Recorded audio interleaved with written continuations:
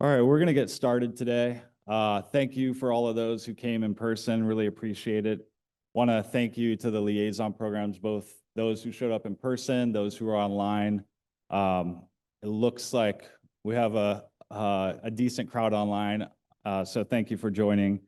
I want to acknowledge the ISSOs, the A&A teams, the cyber staff, federal employees, contractors who support FedRAMP, and as well as any other our GSA colleagues who joined today. Today is going to be not just informational, but what we really like to get out of these events is a lot of Q&A.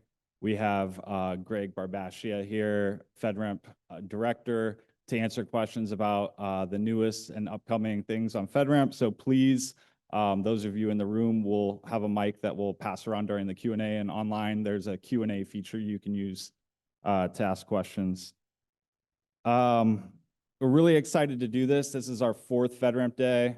The first one was a really big turnout a year ago at OMB. The last one was a pretty big turnout at ATF. This one was kind of an abbreviated FedRAMP Day. We're only doing a half day. Tomorrow, we plan to release CR26, so you'll learn a lot about that today. And then just awareness in September, there may or may not be a much bigger event. We'll get the word out well in advance so folks can sign up and come to that event. And with that, I want to turn it over to our Deputy Administrator, Mike Lynch, who's here today, to open us up. And after that, we'll jump in to our fireside chat with Pete and Greg. Thank you.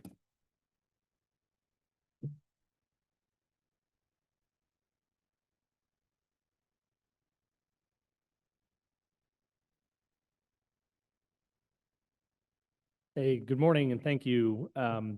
Really excited to be here and really excited for this program. You know, your continued engagement with FedRAMP and the broader community is really what makes this program work. And this partnership matters more now than ever as the entire government looks to ways we can use technology as a means to go faster and be more effective. You know, FedRAMP is not just a compliance program, it's a government-wide enabler, the foundation that allows agencies to adopt cloud technology faster, more safely, in a way that every agency can build on. Secure cloud adoption is central to how we modernize government services and delivery across the entire public ecosystem. GSA is deeply committed to this mission, but we also have incredible partners with OMB, OFCIO, and many others throughout the federal government. I think to acknowledge where we are today with FedRAMP is also to look back and say, where were we and what was working and what wasn't working? In 13 years, FedRAMP certified just over 350 cloud service providers. That certification process took, on average, 12 to 18 months, and upon already being certified, you would have to have an additional 4 to 12 on top of that to add on additional products and services. The team really took that challenge on and said, this isn't working for what we need in the government, and we need to scale. I really want to acknowledge the team that worked on this. They completely rebuilt FedRAMP and looked at the 20X team as a way to say, how do we go faster and fix what's not working? Today, there's roughly 525 certified cloud products on the FedRAMP marketplace. FedRAMP 20X moves from a paper-based certification process to one built on automation, machine-readable evidence, and continuous verification. Certification timelines drop from what used to take years to now weeks for eligible services, and the security bar goes up, not down. Reuse becomes the default, one certification usable by every other agency, so we stop duplicating the same work dozens of times for the same product. And we're already seeing the speed translate into results. 2 years ago, initial certification decisions took 9 to 12 months. Today, our target is 30 days, and we've been meeting that target. Our goal is to get the initial determination down to 1 week by ensuring the certification package gives you what you actually need to make that call. The support behind it matches the ambition. The newly released federal EOA playbook positions technology modernization as a government-wide priority, and FedRAMP is implicitly a part of that and a huge aspect of enabling that strategy. The resources, the policy direction, and the institutional support are moving together. But what does that mean for you? It means you get better tools, fresher data to make your mission more specific, make quality risk-based decision-making that only you can make. Agencies are not passengers in this process. You're the ones implementing cloud services in real environments with real stakes stakeholders to serve your mission. FedRAMP sets the baseline. You bring the context that makes it meaningful. The work only succeeds if agencies are equipped to use the new model confidently and consistently, and that is exactly what we're here today to try and do. Now you'll hear from our colleagues at OMB on policy direction, FedRAMP on the new model and pathways, and CISO on the threat landscape that's shaping all of it. When you leave here today, you should know exactly where federal cloud security is heading and why. Thank you so much to the team. Thank you all for being here, and thank you for your partnership with GSA on this program.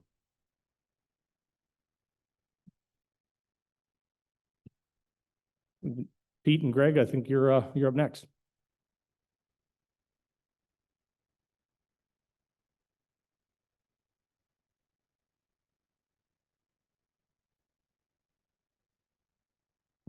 I got a green light. Oh yeah, look at that. Greg Barbacha, Federal CIO. For those of you that don't know, I'm Pete Waterman, FedRAMP Director. Greg and I also have a strange relationship because he's he's also the Technology Transformation Services Director, acting. So he's my boss here at GSA when he puts on one hat, usually without a suit jacket on. And then he's Federal CIO over at OMB, and I work with his team on a day-to-day basis. So it's been really awesome having this strong relationship in a way that, it doesn't feel like we're very far away from the decision making. I wish somebody told me when I was in the private sector to be careful how much I complained about FedRAMP, because one day maybe I'd be in charge. That is the beautiful karma.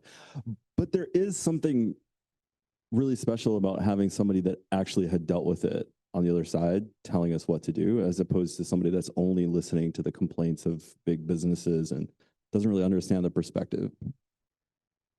So today we got a few questions we're going to work through. I'm going to be reading off some of these on my phone. The first thing I want to talk to Greg about is why, from the federal CIO perspective, is FedRAMP modernization important?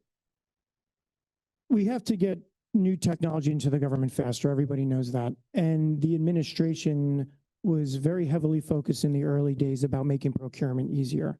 And we saw the revolutionary FAR of all the RunGov deals.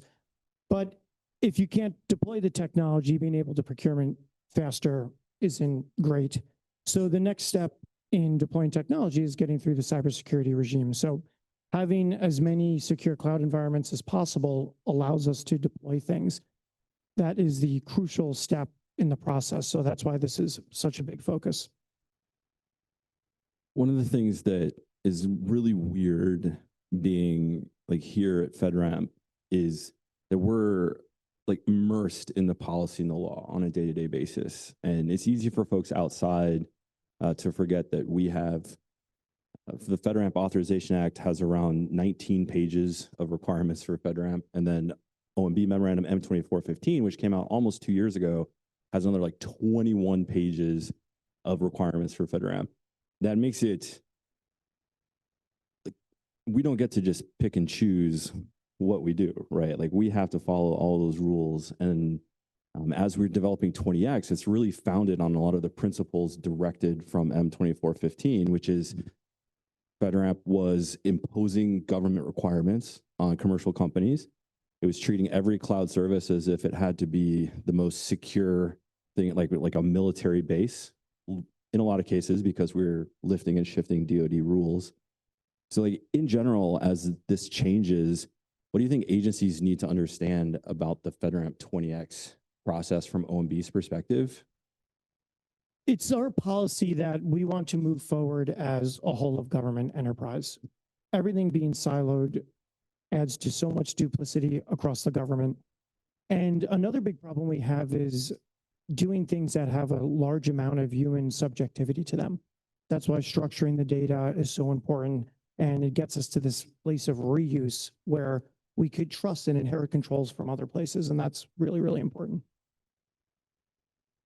It's really funny. One of the things I laugh about often is that when the FedRAMP Authorization Act was passed in 2022, it had a thing that basically said, within a year, GSA will automate all FedRAMP assessments for everyone, which is literally just not a thing that is possible. So instead, we're spending a lot of effort making sure that we have the foundation to allow some automation to take place. And the automation is a great point because if we're being honest, our cyber adversaries don't care that we have boxes checked in some SharePoint folder somewhere.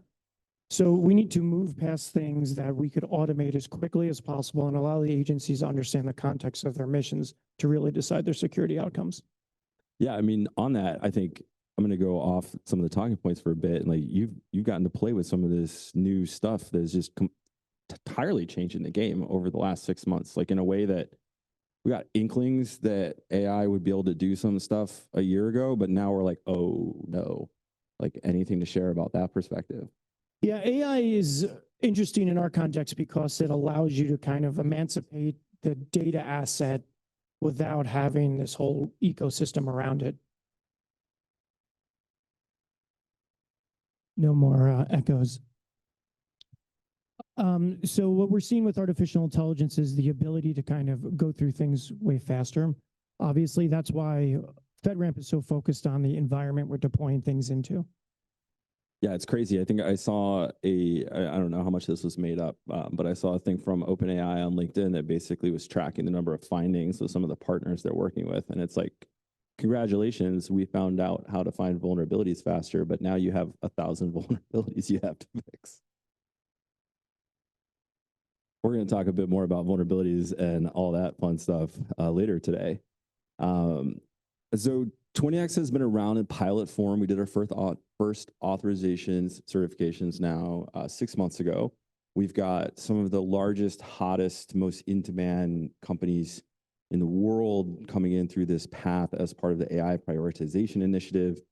OMB's been like working really hard to get that deployed across companies or agencies. Like, have you been surprised at how slow that adoption has been for both like AI services and new capabilities? Surprised and disappointed. And I understand it's tough. People understand the way they have done things in the past, the way they've been trained on doing things. And as all of us cybersecurity practitioners in the room know, there's very few ways to really ruin your career in the government, and a cybersecurity sidestep is one of them. So I understand that trepidation. But this is the only way we're going to be able to move fast. And that's why we're making these policies from OMB to kind of let the whole federal enterprise know that it's okay to adopt a new way of doing things. And it really is, if you look forward a few years, like we're going to have a completely different way of doing things. Like the approach is different, the prioritization is different. I think one of the things I heard you say early on was the idea that you should be able to deploy a cloud service or a tool for a specific task, use it for 6 months, and then turn it off and walk away from it if you don't need it anymore. And that is not a muscle that we have. Yeah, we talk about this incubator idea. We need a better way of going from, here's a demo from a vendor that this technology is interesting to me. And then the next conversation, the very next conversation is the enterprise risk conversation, which will take years. So we're talking a lot about how do we spin something up quickly, allow people to test things on synthetic data that's relevant to their mission, and then we could move into a conversation about enterprise deployment. I think that's really exciting. Yeah, FedRAMP Class A. This is a new certification path. It's going to, all the rules and requirements are going to be posted tomorrow. It's going to be available to the public, I think a month from now. And that theory is really important. We see agencies all the time wanting to use cloud services to do prototypes, demos, pilots, things like that, but they always still add, it's got to be FedRAMP certified first. So OMB told us 2 years ago, find a way to make that happen easier. And Class A is super exciting. It's going to be this, like you bring your own external commercial security certifications. That's enough for an agency to make a decision for low impact stuff that's just testing. So like, how do you think, what does it look like for you, for agencies, for CIOs especially, to start changing their processes to prepare for that? Definitely don't wait any longer than this afternoon if you haven't started already. You need to start thinking about your internal processes and how to adjust them for the world of FedRAMP 20X. What's really interesting is how repeatable it is and removing the human subjectivity, like I asked earlier. The best thing we can do is a process that is repeatable. And when you put in the same data 1,000 times, you get the same output 1,000 times. And that's what allows us the confidence and the comfortability to reuse it. Part of what makes this really interesting from an AI perspective is how 5 years ago, if you want to do automation, if somebody dumped me a machine readable package that was in their own format, it would be really hard to go through that and suck out the information that you wanted, et cetera. Now, if you have access to any decent agentic AI pipeline, you're just like, here, look at this package, tell me the 15 things in this policy that I care about, and highlight all of this, don't hallucinate anything, and it generally doesn't. It is great all day, XMLs into TOMLs, whatever you want. Quite fun. So you've been here now, federal CIO. Guys. Do you prepare that, or do you write that down every morning? Yeah, I have heard that you have a calendar at OMB that has like day by day countdown. Days down, yeah. 942 to go. Now that you've been here this morning.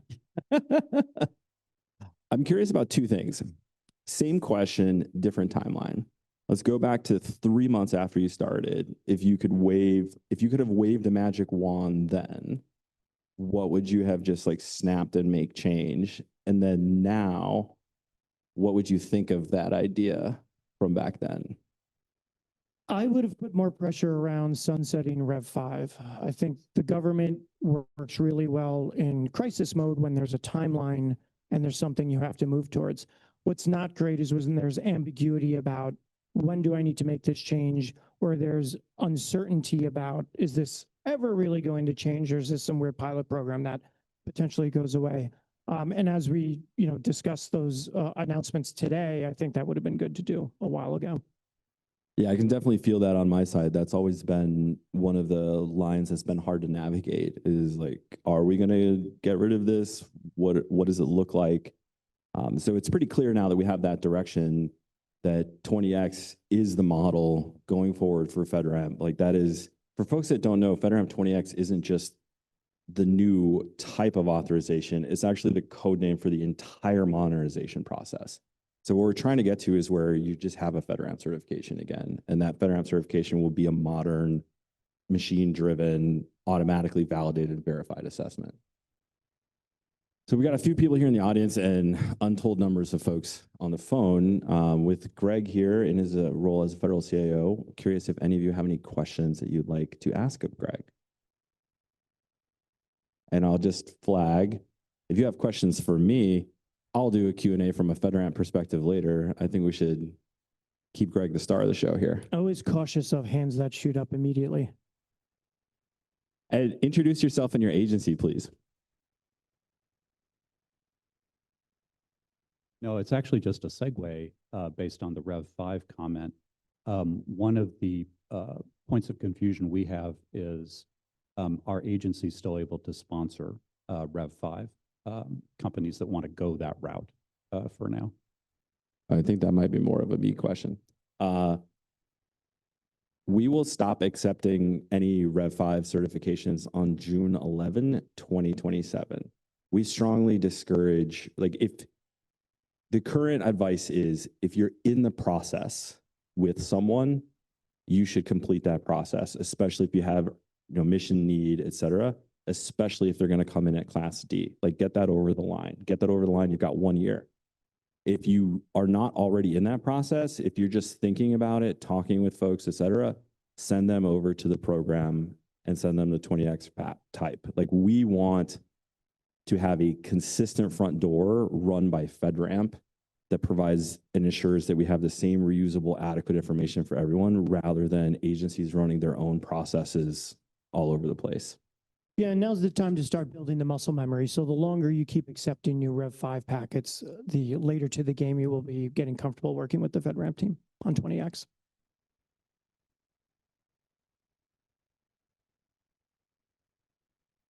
I can take an online question if you're ready. Yeah. Okay, perfect. How should agencies handle internal policies that still require traditional Rev 5 artifacts? update your policies. Rev 5 is going away. 20X is FSMA compliant. And policies are made by humans who made decisions. We need to make new decisions and change the policies. It's as simple as that, like every other policy in the government. Yeah, this is one of the ones I struggle with a bit because M2415 directed agencies with a deadline of January of last year to update their policies to align with the modernizations that FedRAMP will be making. And so to Greg's point, update your policies. Like, we're going to try to support you in that. We're working with OMB a lot to try to get information out about how that can look like, but like, update your policies. Stop doing the same old stuff.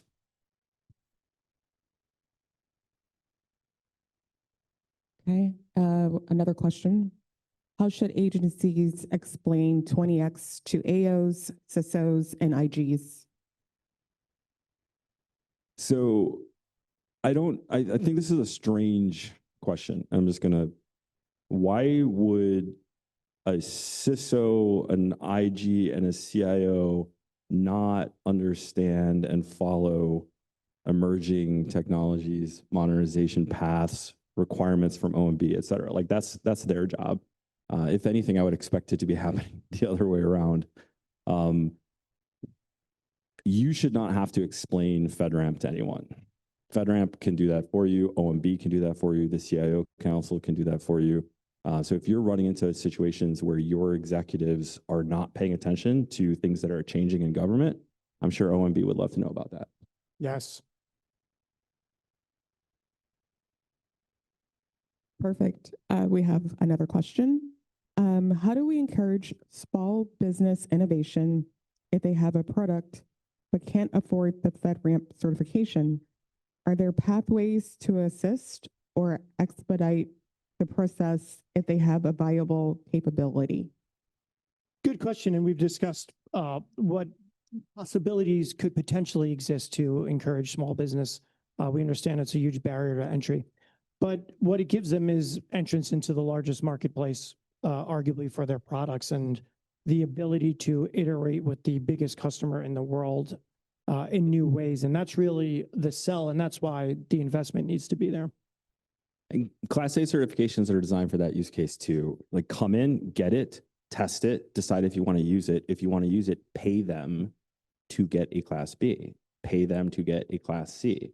Like, companies shouldn't have to invest upfront in order for you to talk with them and prototype with them. So you got to change your policies to be using these Class A's for that, instead of saying, well, if you come up with $2 million of VC funding, maybe we'll talk to you later.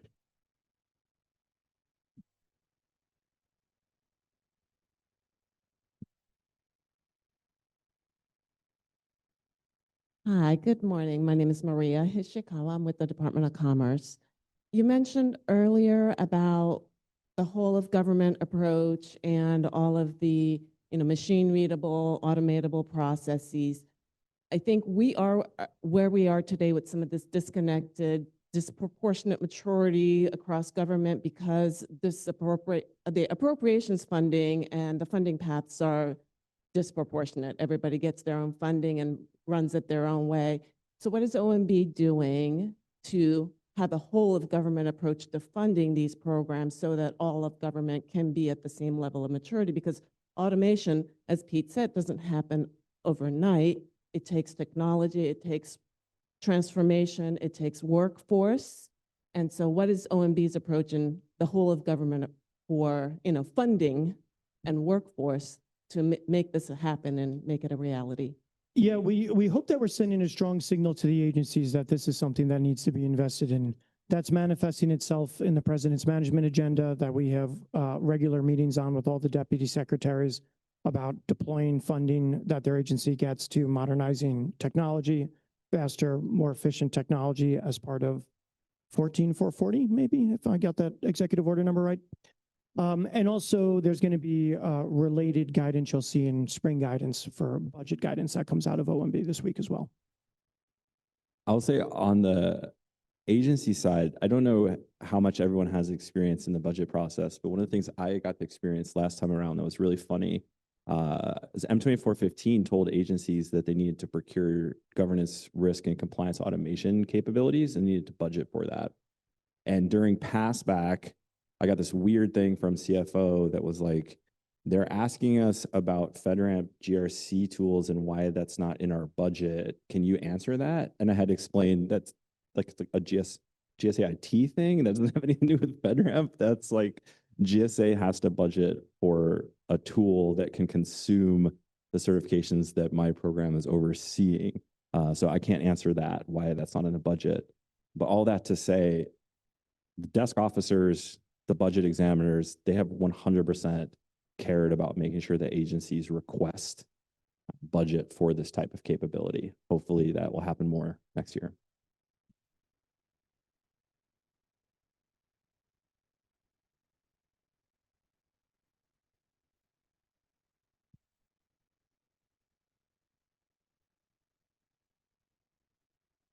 David Meyer, Department of Education. Just a few minutes ago, you mentioned, I guess 20X is like NIST compliant, and speaking to a lot of the FedRAMP or CSPs and just other, ISSOs who are definitely coupled with NIST right now.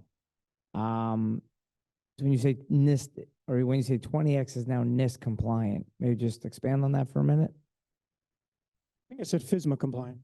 Yeah, FSMA compliant. FSMA compliant. So there's a lot here that's really frustrating when we talk about this stuff. So let's talk about NIST first of all. Most of you and most folks in government don't sit down and read NIST materials, but you should if you're in this game. There is massive sections of the 853 across multiple documents, as well as the 800-137 and all other NIST framework documents that explain repeatedly over and over and over again, and you've heard me say this before at every single FedRAMP day, do not use controls as a checklist. That is not what they exist for. Stop doing it. Oh my God, please don't do that. That is not how risk management works. FedRAMP 20X is entirely based on the concept of capabilities. It's really important to understand you as an agency are required to follow the FSMA process, as well as all of the additional patch stuff. We often say the FSMA process, but really we're talking about the OMB A130, because FSMA just says, do what OMB tells you. OMB put out the A130, says follow these processes. That's for your information systems. That's for things you control, things you operate. You don't need to use that process to assess the security capabilities of external systems that will be leveraged as services within your federal information system. 20X is designed to give you that very clean, very rapid ability to assess the security capabilities. There are multiple chapters in the 853 and other NIST documents about this approach in order to determine if they meet the requirements that you have. So this is a mind shift for how you approach using a FedRAMP certification. In the past, most people would just look at the controls, copy and paste the information, and it was like, have you ever seen the meme that's like, you made this, I made this? Like that's what you do with these system security plans, but you didn't make this and you don't control it and you don't own it and you can't take responsibility for the decisions that an outside business is going to make. So follow the 853, follow the risk management framework, align with the OMB A130 and any of its modernized updates, but that's in your use of the system. You can still review the security of an external service via a different process that is designed to be quicker, easier, more efficient, and help you make those decisions. And also leverage the FedRAMP team who is here to assist you in this process of doing the KSI, the security control crosswalk analysis for you and helping you understand how to interpret these things.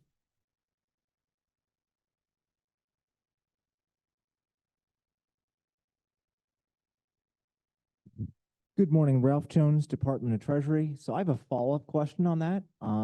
What is your vision about how you see FedRAMP under 20X helping agencies to understand a common language for security capability? Given that 853 is going away, how are we to make sure that we can compare cloud provider A, B, C on a level playing field when it comes to those capabilities? Great question. So, my job is, my purview is technology, but everything is culture, right? And the reason we have a problem with interoperability across the government and reuse is because there's cultural barriers some agency got popped 10 years ago. Now, forever, I don't trust anything that comes out of that agency.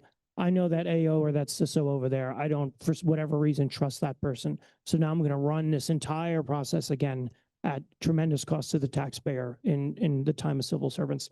So when we could move to something that all the evaluation criteria are the same, especially when they're machine readable, that's why I keep talking about taking the human objectivity, subjectivity rather, out of that. And you understand this went through the process. If I put it through the process, I would get the exact same output.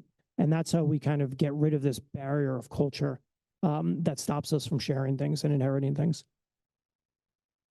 Yes. That's why he's the boss. Hi, when are we going to see OMB Circular A130 updated? I think last time it was in 2016. Yeah, man, my life in 2016, way different.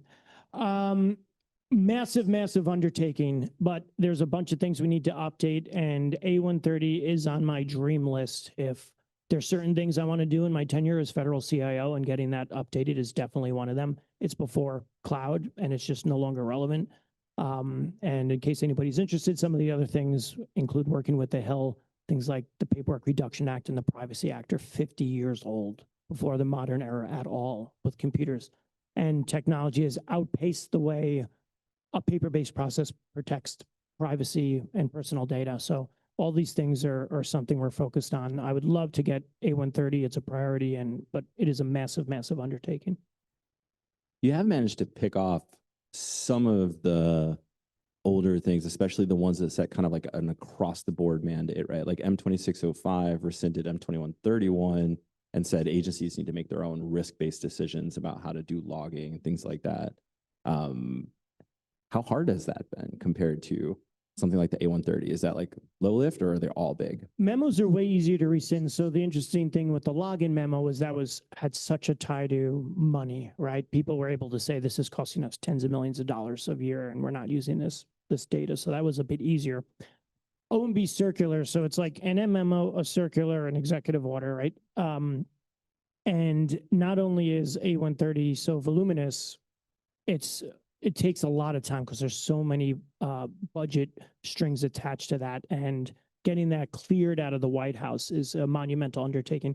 It's a months-long process of just getting the words changed, at least. Because the worst thing I tell my team we could do is sit at the White House and come up with policy in a vacuum. So this includes making sure we're engaging with this community and all the other communities that are relevant, then taking the lessons and coalescing them down, and then finally sitting down and holding the pen. What I plan on doing is locking everybody in a room for 12 hours day one to at least prevent the initial, all right, let's have a plan for a plan for a plan. So it will be uncomfortable and the air conditioning will be off, but I think we will get a better solution faster. Are you guys still emailing Word documents back and forth when you work on that stuff? Yes, the White House. You guys think you have problems with cloud?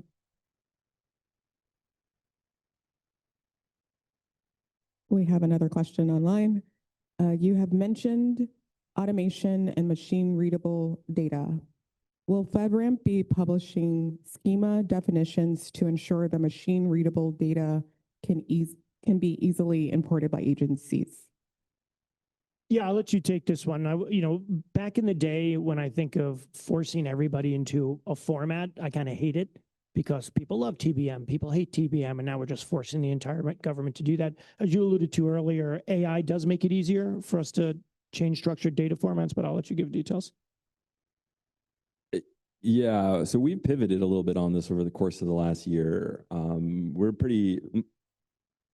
My background as a technical engineer is, in fact, my first job in like the 90s was doing ETL, extract, transform, load across data sets. So like, I come from this perspective that there's no purpose in doing that.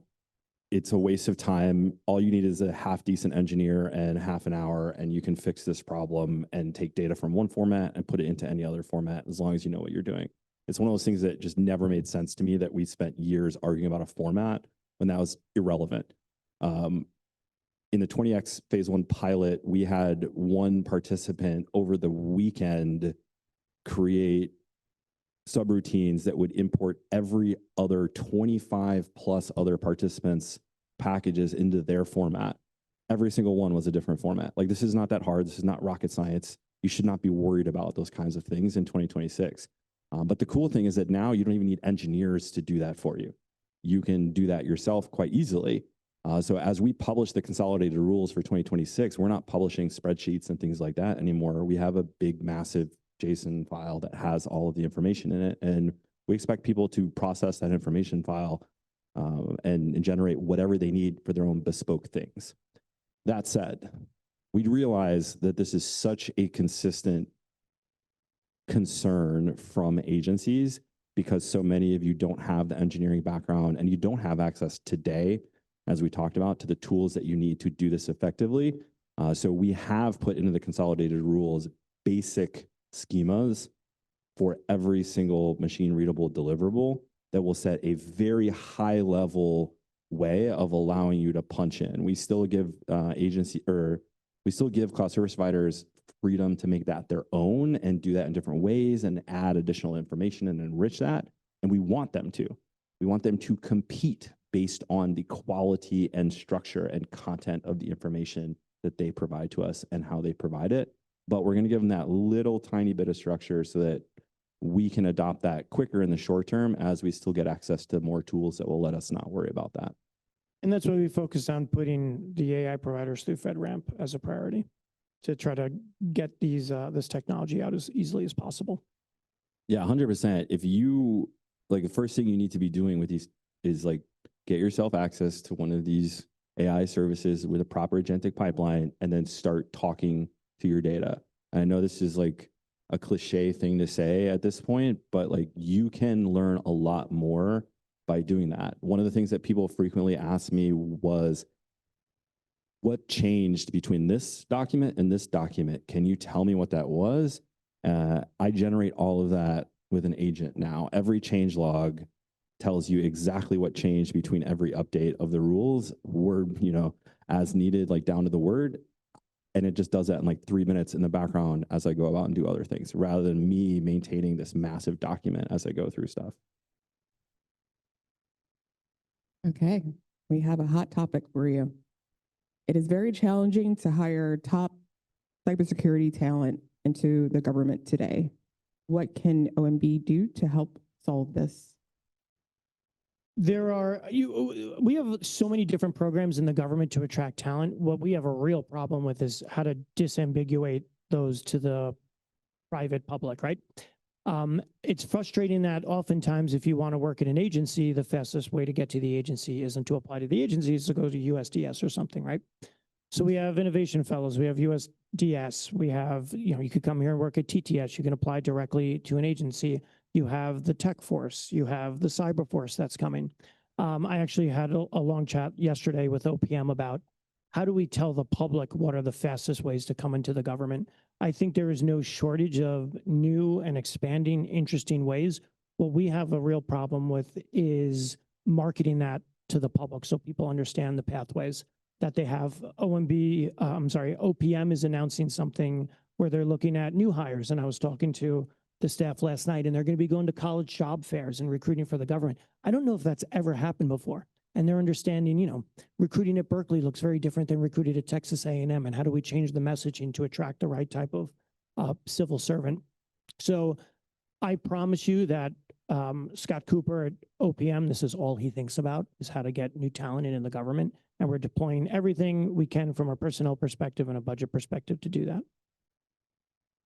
And when you have direct hire authority, force your HR department to let you direct hire people and rise that up the chain of the command. Talk to your OMB, OFCIO desk officer if we could be supportive in that regard. But it exists and people need to utilize it, and people are talking around it for whatever reason. And it's not harder, it's easier. So it's kind of demanding that you utilize these opportunities that exist. I'll just add, if you're part of a larger department, you should be using hiring certificates and not trying to hire one cyber person into one position in one bureau. You should be at the top level, creating a stack of folks. You could talk to DHS and CISA, who has a lot of experience doing that and are ramping that program back up again right now as well. I'll add from a practitioner level, hiring quality security staff is like FedRAMP's priority right now. It's something that we're struggling with for the same reasons as everybody else. But like that is something that every agency should be concentrating on. Put in the effort. You should have support at the top level to do this, because like we need folks with a different lens. And I'm really looking forward to the Tech Force Cyber cert to come through, because we hired some software folks and some product folks off of the other two certs, and there's some really talented people in there with a lot of good experience that were really, really easy to bring on board. Yeah, and talk to people in your personal lives. Like, let them know what's exciting about working for the government. Let them know why you chose to serve. Everybody has their day job that they have to focus on, but everybody should think of themselves as a recruiter on the side. Like, we're one team, and the more people we have here who are passionate, the more it moves the whole enterprise together. So like that part is super, super important also. Okay, a related question. How can we empower cybersecurity talent within an agency to impact or influence agency policy? Yeah, same with my position in the White House. Like, policy should be coming from the bottom and understanding what are the blockers that need to be changed. And that's what should be filtering up to informing policy at the top level. So I would encourage every practitioner to make sure, like, you have a responsibility to the taxpayer to tell your supervisors what you need to do your job better and more efficiently. I think it's important also, as a mid-level program manager that has a little bit of experience, sometimes you have to represent yourself to leadership and, stand up in a room and say, boss, that's a bad idea. Or, hey, I'd love to do that, but like to do that, we got to do X, Y, and Z. Here are some other ideas. Or can we have some time to look into this and come up with some other suggestions? Like, your bosses shouldn't always be setting direction on things like policies. You should carve out the space to do that if you want to do that. My biggest recommendation is, if you want to start messing with policies and how agencies are doing things, befriend your Office of General Counsel and establish a really strong relationship with some lawyers there and talk to them a lot. And once you get the reputation as the person that talks to the lawyers and has those communications and that contact, people rely on you a little bit more. That's a little cheat code.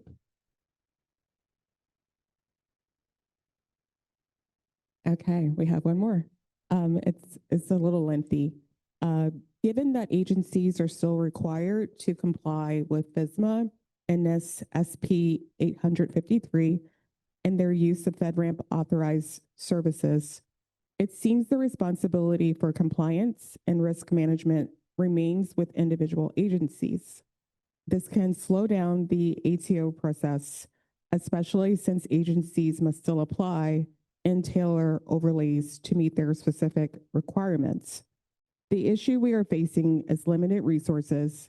Leveraging FedRAMP systems now appears to require more work than before.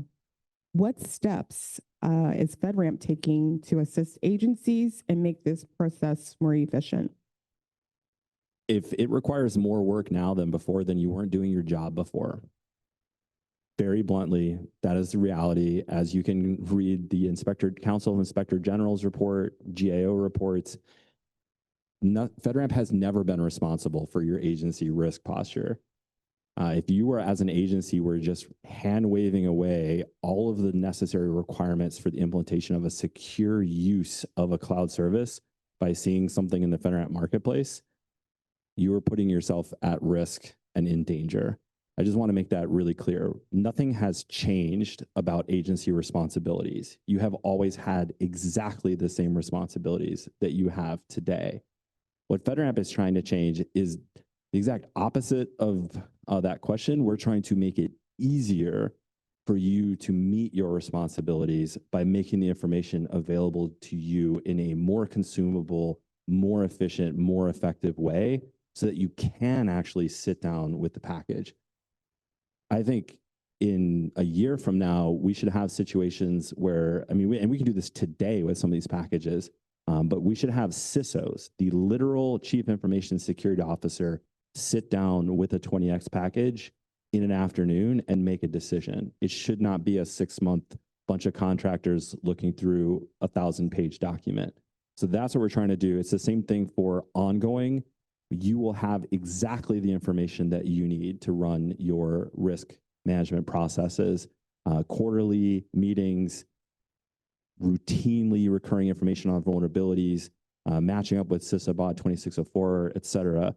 So I just fundamentally disagree with the idea that FedRAMP is increasing the workload for agencies. We are making your statutory workload less without changing, we're making the things that you have to do to meet your statutory requirements less. But your statutory requirements are what they are. Don't get hit by the IG for ignoring your requirements. And FSMA gives the authority to interpret agency risk tolerance to the agency head. And it's the responsibility of cybersecurity professionals to have a conversation with the agency head. It is not the intent of FSMA to force everybody to, by the letter, follow blindly everything in 853. I don't know how often people are having conversations with the agency heads, especially as new political appointees come in and say, you know, we understand this is the mission of the agency. I need to have a conversation about what is your risk acceptance and what is your risk tolerance. And here's some trade-offs that would help us move a lot faster. I'm guessing we've also, we've seen a really large uptick in political CIOs, and all of those agencies are moving at a speed and pace that is entirely different than the others. Yeah, and that's a great thing about what this administration did with all the political CIOs, because politicals just have a different risk tolerance than career civil servants. So for those of you who have political CIOs, take advantage of the time. Good morning, Mark Hewitt, Department of Labor. Previously, when we were approving a package, we lock ourselves in a reading room for an hour or afternoon in GSA. We'd close our books, we'd bring everything back, we'd have a monthly ConMon meeting with the CSP. So we don't necessarily have access to as much consistent data as we'd like. Is the expectation that the CSPs are now going to be more of an open book, will have more access to data that maybe they'd be reluctant to share previously? Yeah, I think what you're talking about there is a kind of underlying issue that we used to have with the Joint Authorization Board and sponsoring agencies. And this is something that was deeply frustrating. And so I acknowledge the previous question was asking about, the implication that things have changed. And it's because historically, the JAB would not let you look at this information. DISA would not let you look at you couldn't pull the POAMs, you couldn't pull any of this. That was effectively holding hostage your ability to meet your statutory requirements. That is not the case anymore across the board. If you are using a cloud service, you have the exact same access to all information about that cloud service as any other agency. We've had to pick some fights. Thanks to this group, letting us know, the agency liaison groups, letting us know that Amazon Web Services, of all people, was telling people that they couldn't see the ConMon data because DISA wouldn't let them. And we all picked a fight with them, and they very quickly, well, in government terms, over the course of 2 months, they changed their tune, and now they're making that information available to everyone because we're going to take away their FedRAMP certification for it. And we told them, we made it clear, if you don't do this, you cannot have this anymore. You're going to have problems. So yes, the expectation is increased transparency and data sharing with all customers in a way that you have real meaningful access to information. You're included on incident reports, and that you shouldn't be in the dark. That was terrible that happened. Yeah, that's good subtext there too. The more we have reuse and adoption of 20X, the more leverage we get over the CSPs also.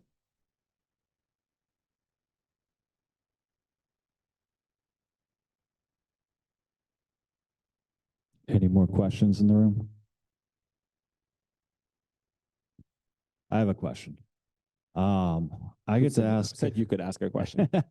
I get to ask Pete a lot of questions. So this one's for you, Greg. FedRAMP's doing a lot with the agency liaison community, practitioners. We hold monthly liaison meetings, agency support groups, and we're really working directly with those at agencies who are doing authorizations. I know in your role, you get to meet a lot with CIOs, CISOs, you have a couple councils. What kind of sentiment has been thrown your way on 20X and kind of behind the rooms things that you could share with people today from the CISO and CIO's perspectives on 20X? I think largely it's been cautious optimism. And I think a lot of the hesitance has been around not being comfortable with the permanence and the fact that, Rev 5 is indeed going away and you need to get on the train. So certainly the strategic perspective, everybody likes, but again, we're such creatures of habit as civil servants.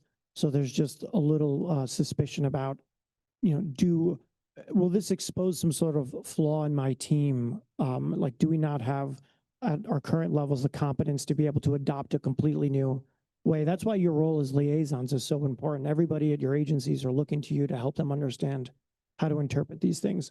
But, by and large, it's been very, very positive. Okay. When you type in last call for questions, you get 3 questions. So I'll start with the first one. This is for you, Greg. What do you attribute to the massive success of FedRAMP? The fact that it is finally something the government has adapted to make sense in the present times. And we are not forever beholden to, like I mentioned, the Paperwork Reduction Act, to something that is just written down and then we have to abide by it forever. And it's just such a great example of the government adapting to the world of, cloud compute that has completely changed everything.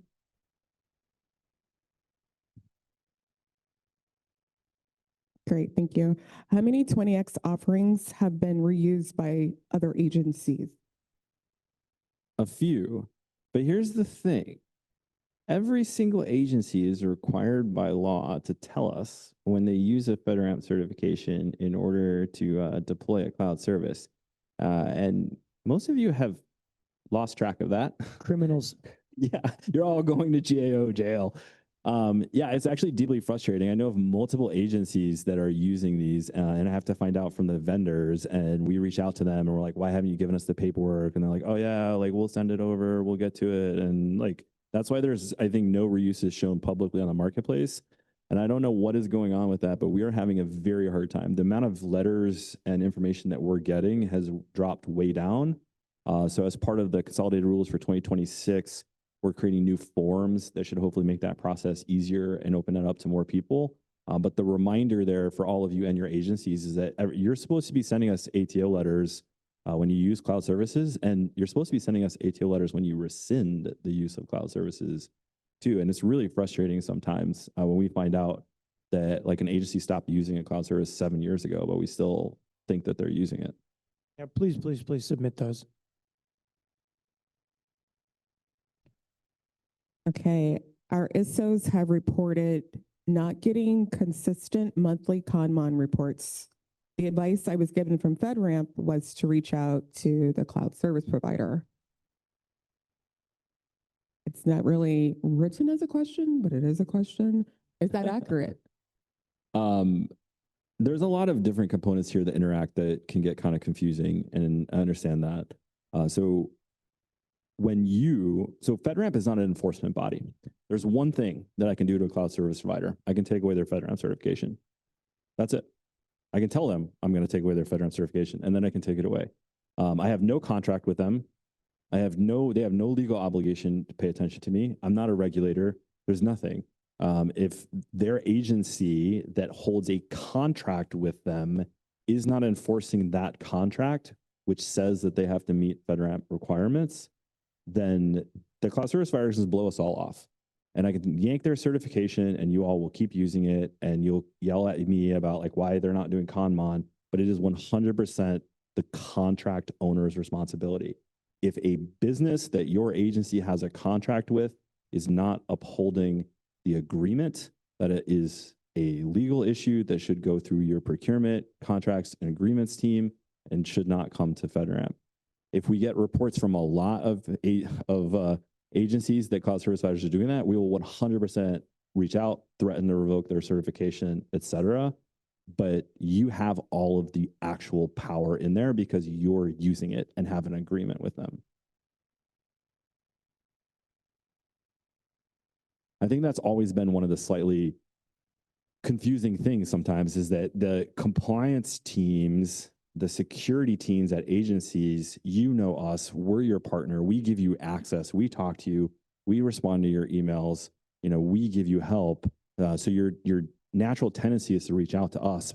But it is vitally important that security teams have direct connections across your agency with your procurement folks, with your agreement folks, with your lawyers, so that you can leverage those contacts correctly and properly. And a lot of that is like, FedRAMP is not going to be the big 500-pound gorilla that you want it to be, because we don't have that contract. Use your contract team. And make sure your contracts tell people they have to maintain FedRAMP certification and follow the rules.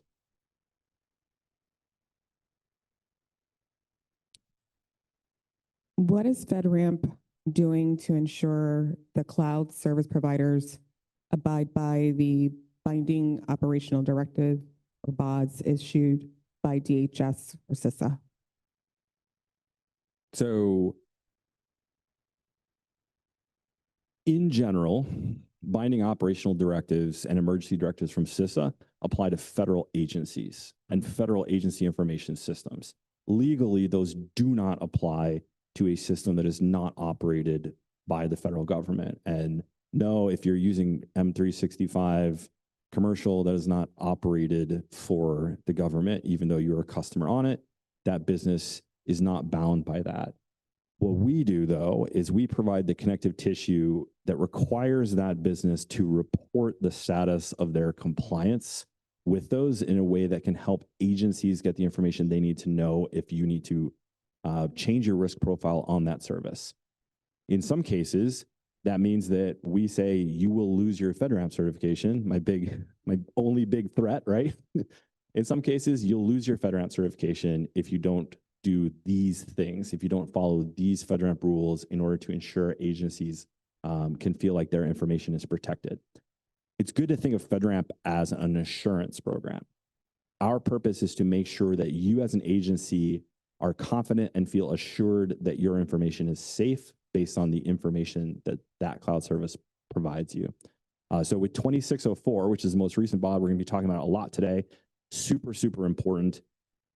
We have predictably upset every single cloud service provider, and they are all trying to gear up and go to war with FedRAMP right now, because we told them that because of BOD 2604, we would revoke their FedRAMP certification if they did not comply with the vulnerability detection and response and the vulnerability evaluation and reporting rules that meet the requirements in that BOD by March. And they would be put on corrective action if they didn't meet it by the same deadline that CISA gave of December 6th. And that's been really particularly fun because all of you as agencies, right, you're all bound by that. You have to deal with it. I had a bunch of cloud service providers basically say, our agencies will never support us moving to this new method of doing vulnerabilities. Like, they won't support it. And I'm like, they have to. The reason I'm telling you have to do it is because CISA told them they have to do it too. So we're moving together with CISA and like with all of you to help make that easy. And my team meets with CISA all the time. CISA's on our board. CISA's here today to talk about this stuff. We're here to help you out and make sure the cloud service providers give you the information that we need. Thank you. Cool. So we are wrapping up here. We're going to go to a 10-minute break. I want to thank Greg for being here today. I will say something. I've been here 14 years, and Greg, really appreciate your transparency and accessibility, because we have not sat down with a federal CIO and the FedRAMP director like this. This is really cool to see. So thank you a lot for being here. And we'll be back in 15 minutes, and you'll hear more from Pete, and then we'll have Nicole, as well as guests from CISA, Jay Gasley, here today. Thank you all. Cheers, everyone. Hey, everyone. I'm Pete. I'm the FedRAMP director. I also am currently acting as the TTS deputy director, which means I'm the FedRAMP director's boss and a bunch of other people's boss. It's pretty busy. You know, Greg was talking about, he's a federal CIO, and then he's also over here at TTS. Like, there's a lot of stuff going on. And one of those things that we've been working really hard on here at FedRAMP that has taken us a little bit longer than we hoped is the consolidated rules for 2026. We're going to talk a bit about that today and kind of acknowledge the world that we're operating in, the life of everything, and just how difficult this is for all of us. A year ago, was it May, I think, we hosted with OMB at the time the very first interagency meeting of the new administration. And I remember very well in that meeting the dichotomy of announcing that we would be modernizing FedRAMP in alignment with M2415, although we didn't talk about it too much at the time because we weren't sure what was going to happen in M2415. But the dichotomy of talking about that modernization and sort of the horror of many of you, if you were there, at sort of, but like, are you saying FedRAMP isn't going to do everything for us and that we're supposed to do things for ourselves? And it was a really awkward and kind of tough time, I think, for all of us, not the least of which, as we discussed earlier today, agencies have always had the statutory responsibility for managing their own risk. Like, that's not a FedRAMP thing. That's a Chapter 35 of Title 44 of the US Code thing that says you are responsible for that. And our job has always been to help you. And for me, that was actually really interesting. I had been the FedRAMP director for about 6 months at that time, 7 months. And I had not realized that the OMB during the development of M2415 had been going out to agencies and telling them that FedRAMP would do everything for you and that you didn't have to worry about it. And I wish they had backed that up with some actual authority, responsibility, and funding, but they did not. So, as discussed, the main point that we're looking to talk about today is kind of helping you all take a breath, understanding what's changing, understanding how that's going to affect you over the next few years, what we can do with our very limited resources that is both within our responsibility and authority, and sometimes it's just bonuses that we're going to provide because we really care about this to help you transition through this period of time. Throughout all of this, I want to be really clear. In fact, I want it to be more clear because we invited both GAO and the Council of Inspector Generals to come talk to you today, but both of them had conflicts and weren't able to make it. We're expecting them to come by on the next one to talk to you about all of the continuous audits they do where agencies tell them that they don't look at things or do things with their cloud services because they don't have to, because FedRAMP does it for them. And every single one of those agencies gets a corrective action plan that they have to deal with. We want to make sure that you have the support to do that well and to do that right following the process. So, how many people here remember M2209? I feel like this is a lie. I sure hope that you all do, but you're just too lazy to raise your hands, which is fine. I think a lot about M2209 as a really interesting example of what happens when OMB says everybody has to do things differently and you have to do it within like a year. And then 3 years later, most agencies are still like, can I have funding to do this? Because I don't have the money to do it. Another example, one of my favorite examples actually is Homeland Security Presidential Directive 12 from like 2002 that directed the federal government to all use PIV cards basically, and that PIV cards should also protect not just facilities, but information systems, and you have to log in with a PIV. And every couple of years, OMB will put out a new memo that's like, guys, we really need to make all of our things like use PIV to log in. And then a few years later, they'd be like, no, really, you guys got to do it. And I think there were like 5 or 6 OMB memos between 2002 and 2022 that said you had to do PIVs, and it still wasn't done. Why am I talking about this? Because many of you will never update your policies. Many of you will never be able to be responsive to the changes in FedRAMP. Many of you will take years to do so, and I'm not going to judge you for it. It is what it is. What we're going to focus on is working with the people that are responsive, that are able to move forward quickly. We're going to pull by sort of force of gravity the rest of you with us. We started doing that with cloud service providers in industry. We found the early adopters that really wanted to do things differently, and we got them on board. Now we have hyperscaler providers that are telling me that they are making presentations to their board about the future of security, and it is FedRAMP 20X. So if you think for a moment that this is a fad, it is not. We are all going to change the way that we are doing things. And I think BOD 2604 is one of my favorite examples, where FedRAMP over a year ago started directing cloud service providers with cooperation from CISA, based on a lot of expert advice from some wonderful folks at CISA, to go about the way they did vulnerability detection and response differently. We heard negative feedback from agencies on that. Agencies said, no, I want my monthly continuous monitoring scans. If there's a CVE 9, I need it fixed within 30 days. Like, what are you talking about? You can mitigate this by not having, what are you talking about? This is crazy. You think they're gonna fix this internet reachable, automatable, exploitable vulnerability in 3 days? You can't make people do that. That's insane.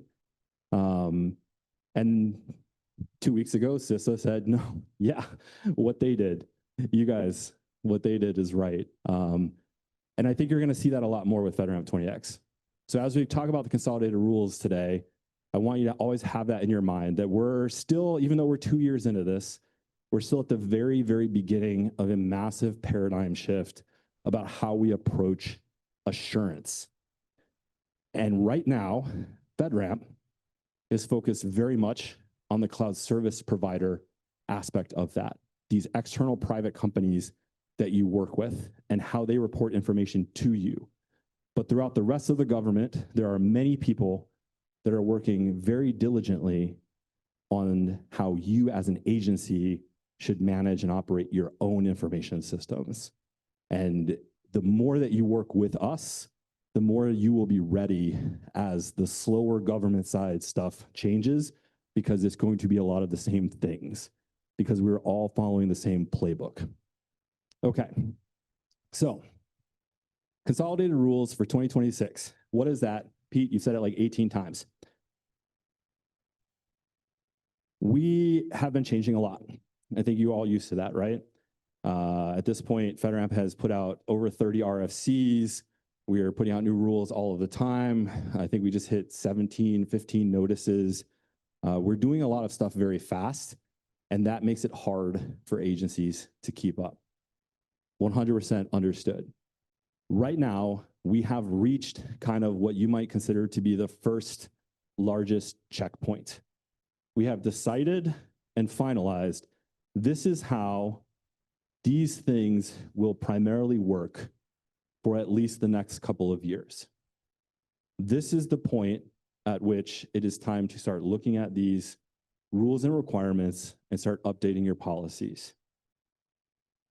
Things like the jab has been gone for 2 years, but like it is officially non-existent in any way, shape, or form.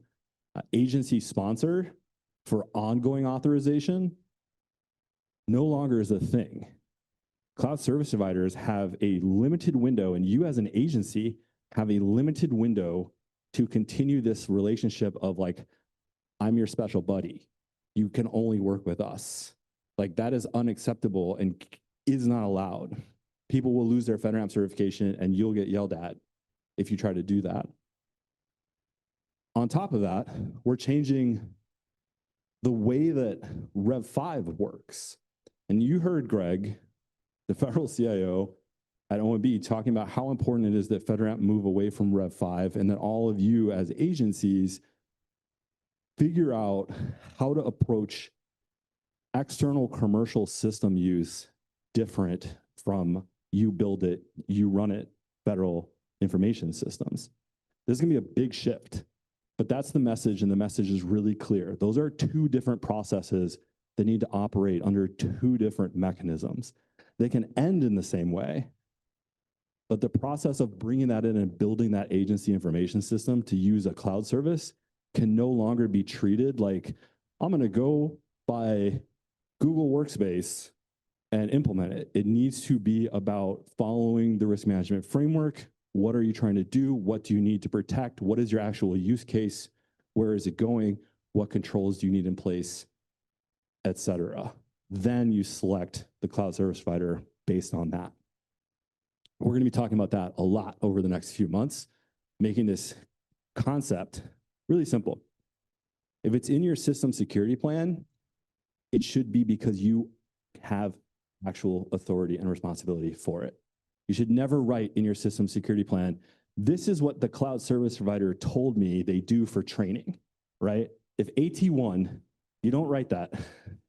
For AT1, you write, I'm going to review the metrics provided by the cloud service provider to ensure that they are doing their training.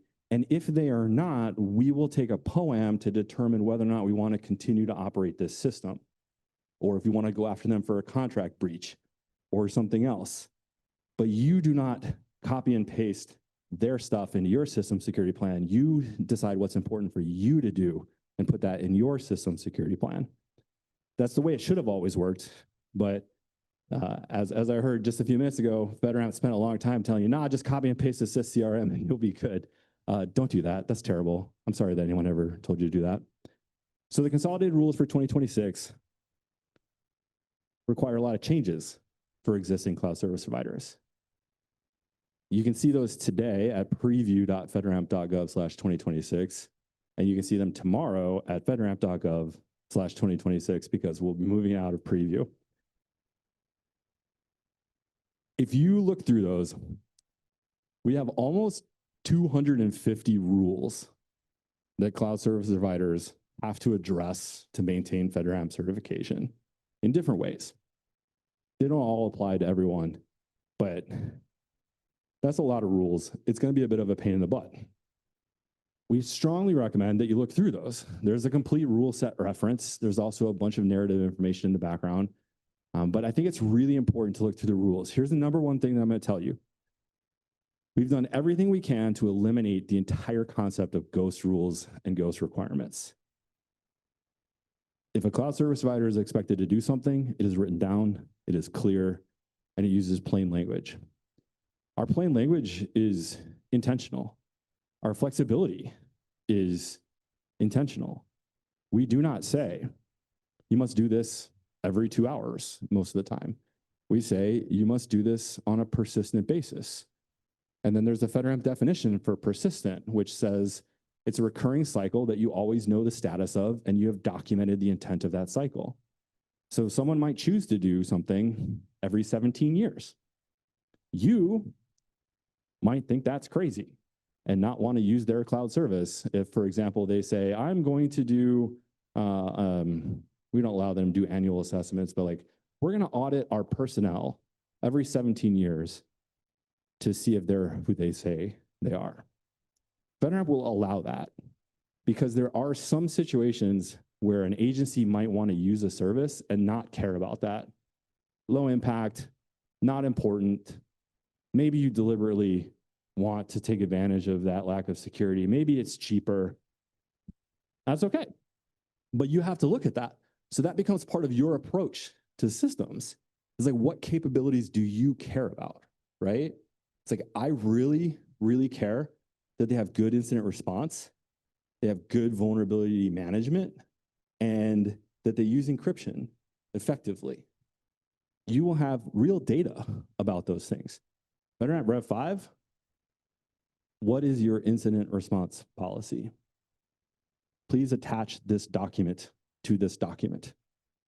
What is the point of that? That's like one of the most useless things in the world. I don't even want to see, you shouldn't even want to see their incident response policy because it's like made up. FedRAMP 20X takes the game in a totally different direction. It says, show me the last year of metrics about your incident response. What's actually your MTTR? Like, what did you actually do with those incidents? How many of them did you actually have documented after action reports? What were the results of those after action reports?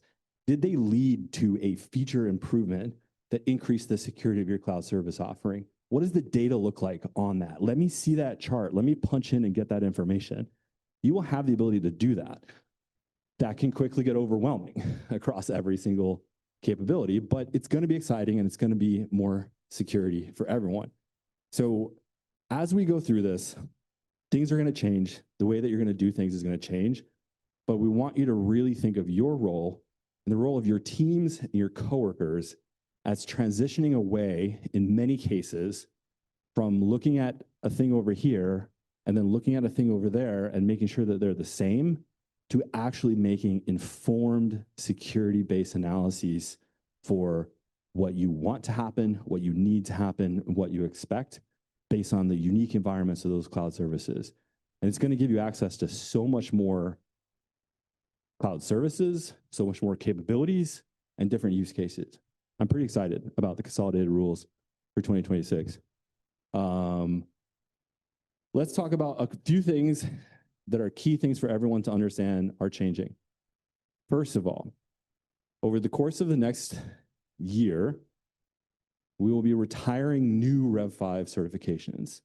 June 11, 2027 is an explicit target for the last day that we will do a FedRAMP Rev 5 certification. That means if you're sponsoring, as we talked about earlier, you're sponsoring someone, you should finish that and you should get them across the line before that date. If you're in talks with someone right now about what they should do, you should tell them to go FedRAMP 20X, bring it to the program, let us get you a better security package. Class D, high, same thing. If you're in the process, go ahead and do Class D, sponsor that, get that done. But by the end of this year, we'll be really close to finished, if not finished, with our Class D 20X pilot that we intend to collaborate with some of the biggest companies in the world, many of whom have been reaching out on the download to let us know that they want to do it, but they're like a little bit afraid and they're like, we don't know how agencies will react. A few folks are like, Department of War, we don't know what to do, but like, we're focused on the commercial stuff. It's going to happen. So if you think about how long it will take you as an agency to sponsor someone through Class D, let's say if you started in October, it's more likely you're better off just telling them to wait for the 20X Class D to get finalized out there in January, February, and then they can implement that process. Or better yet, tell them to participate in the pilot and you can get it early. So in general, I just want to be really clear on this. This is not my decision. As you saw earlier today, this is the direction that has been given to us, is that we need to stop doing Rev 5 and we need to make sure that better, more modern security packages are available as quickly as possible. And the flip side of that is that FedRAMP has to do that first review for you. That should make your life a lot easier. It's not going to make my life, our team's life a lot easier.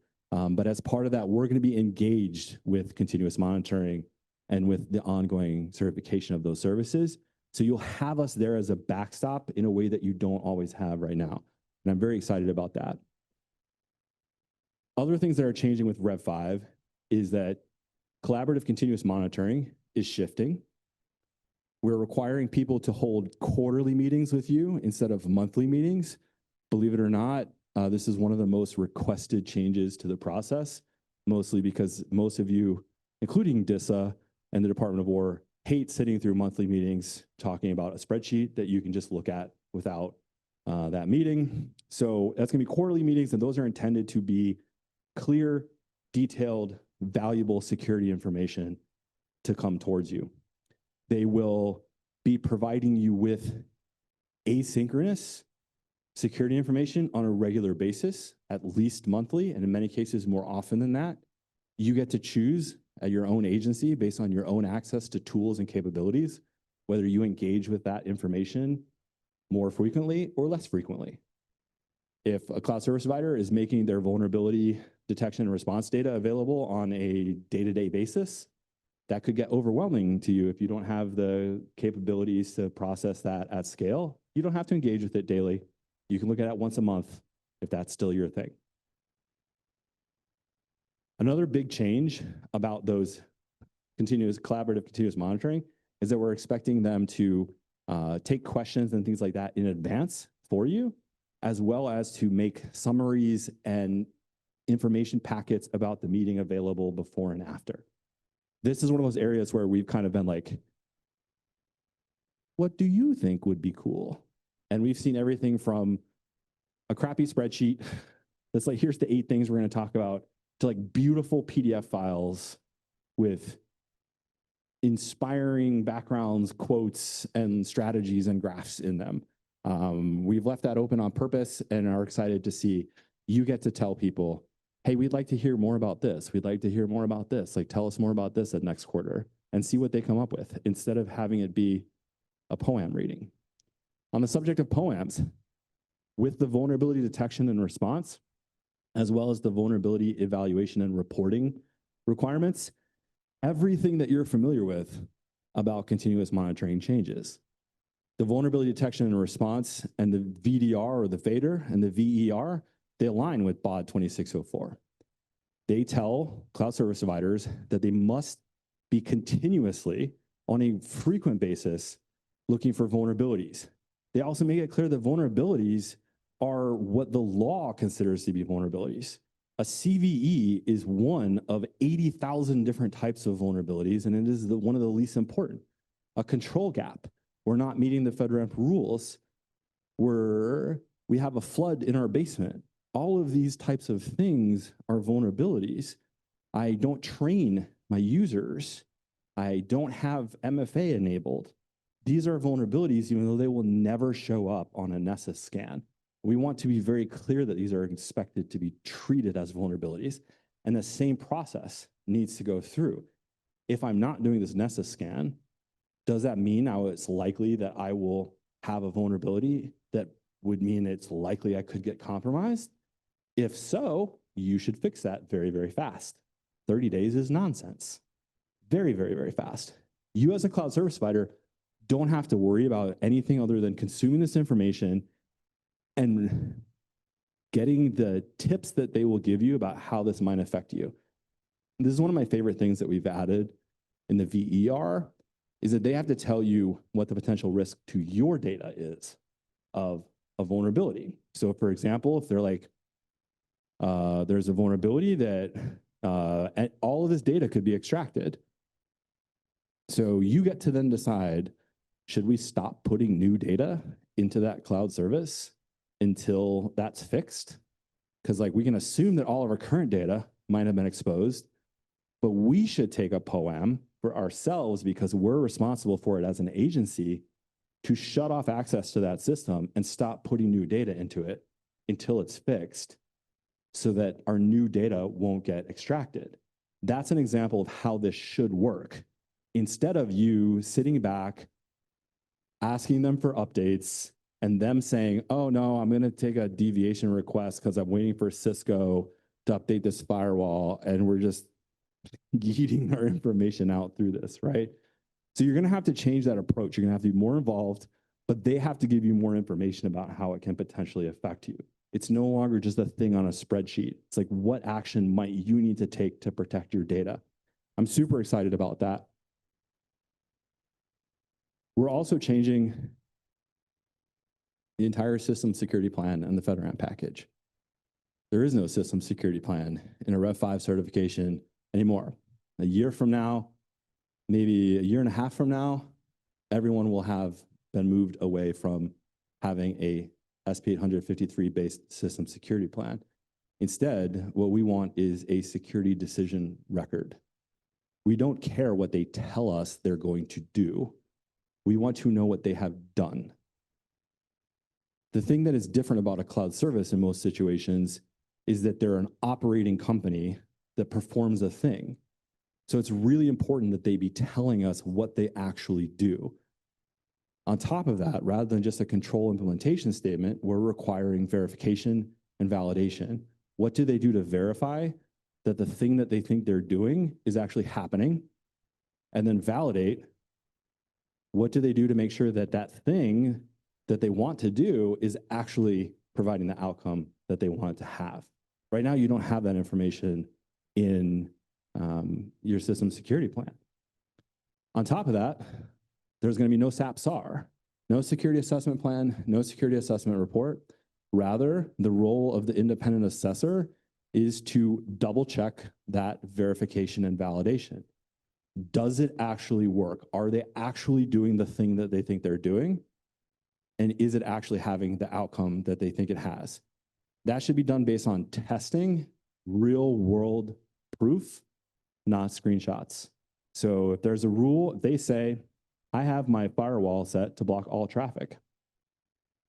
I use this program to monitor and set that setting, and I have tested it externally to make sure that I can't get through this firewall. I don't care what the screenshots of any of that says. I want to know that the assessor ran an external scan and tried to get through that firewall. That's what's important, not what the configuration is. So they need to verify it's actually blocking traffic and it's actually having the effect they want. So the assessments are going to change. What you look at is going to be a little bit different. One of the hardest things for most of us to kind of come to grips with is that for a long time, we have created an imaginary world where the assessor is the person, the third-party assessment organization is the person providing assurance. They're the ones that are keeping the cloud service provider from doing bad things. That is nonsense. That is wrong. That's not how any of this works.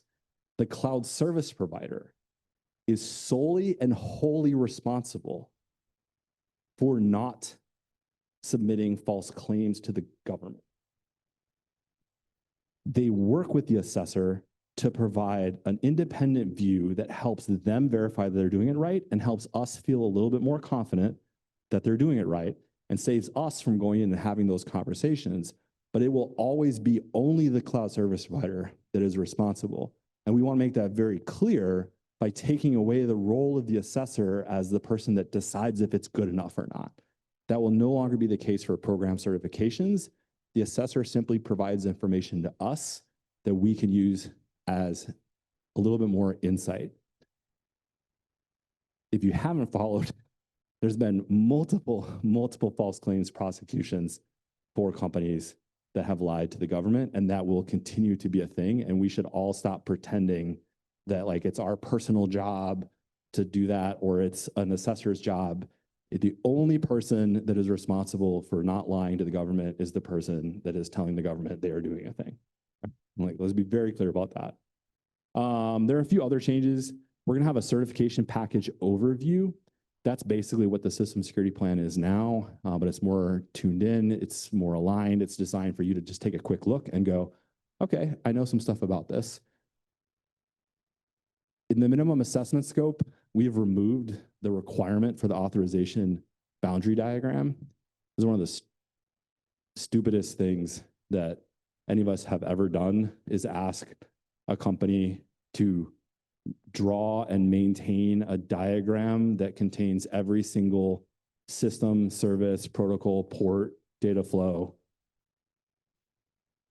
No sense, completely illogical. That data is ephemeral, it changes frequently. What is important is that we know they have systems in place to understand what the boundary is and that they have the ability to report on that based on source of truth data at any given time. And it should change. For most cloud service providers today, it'll change every day. The systems in their authorization boundary will change. We want to see some cool high-level diagrams that are helpful, but that's an option, right? Like something that makes sense, gives us an awareness of the system, but we shouldn't ever be looking at a diagram to figure out what host talks to what host and things like that. The amount of time and effort that we've all spent on authorization boundary diagrams is way too high. Those are the big changes that will be coming over the next year and a half. They're all staggered. There's a few that have hard deadlines. On this date, this must change. There are a vast majority of these rules that are based on the next assessment after January 1st, 2027. So if you have an assessment in August, that cloud service provider will have more time than if they have an annual assessment in March. So you'll start to see over the next year and a half, things change. That'll be frustrating, right? You'd be like, Pete, I got like, some of them are like this, some of them are like that. This is complicated and it sucks. And I kind of agree. But we can't really do this on like okay, 3 years from now, we're all going to agree to jump at the same time, right? We have to like push people off. It's a terrible analogy. Like one at a time, get them through until everyone is safe on the new thing. So bear with me. Remember back to M2209, remember back to HSPD 12. It's going to take us years, but it's going to look really different in a couple of years. Ryan's like, Pete, you've been talking for too long. It's time for you to ask do Q&A. So we have about 10 minutes for Q&A here. However, after the session with CISA and Nicole, we can also pull you back up if there's additional questions about CR26. Okay, let me do a couple quick hits on things really fast for Q&A. First of all, we're working with the FedRAMP board right now to change the rules for agency provided cloud service offerings. So that's things like USDA Connect, login.gov, et cetera. Because those cloud service offerings run a government process already, we don't think it's fair to make them run a separate FedRAMP process designed for commercial companies. So most likely that whole process will be simplified and changed for agency provided services. Second of all, staffing. We're in the process of trying to hire. We have not had a lot of luck with a high level of applicants. I have 15 open positions on the FedRAMP team in order to get to around 40 people. I'm hoping that that's going to happen. And as we get those people hired and onboarded, we'll be able to do more training, et cetera. But I felt it when the person asked about hiring because it is hard. Finally, technical advisory group. Something I just want to put out here now while I got people here together. We're going to be talking about this over the next couple of months. I want to put together a different kind of technical advisory group than we had in the past. I want to put together a technical advisory group that is composed of people that on their day-to-day job are doing FedRAMP stuff at agencies in order to help us produce white papers, guidance, playbooks, et cetera, about how to do FedRAMP stuff. So keeping an ear out, that sounds like something you might be interested in contributing to and helping other agencies because you're kind of at the forefront pulling this stuff up. We need people that are actually doing this on a day-to-day basis to be a part of that group, and we'll be spinning that up soon. Okay, back to you, Ryan. Oh, yeah.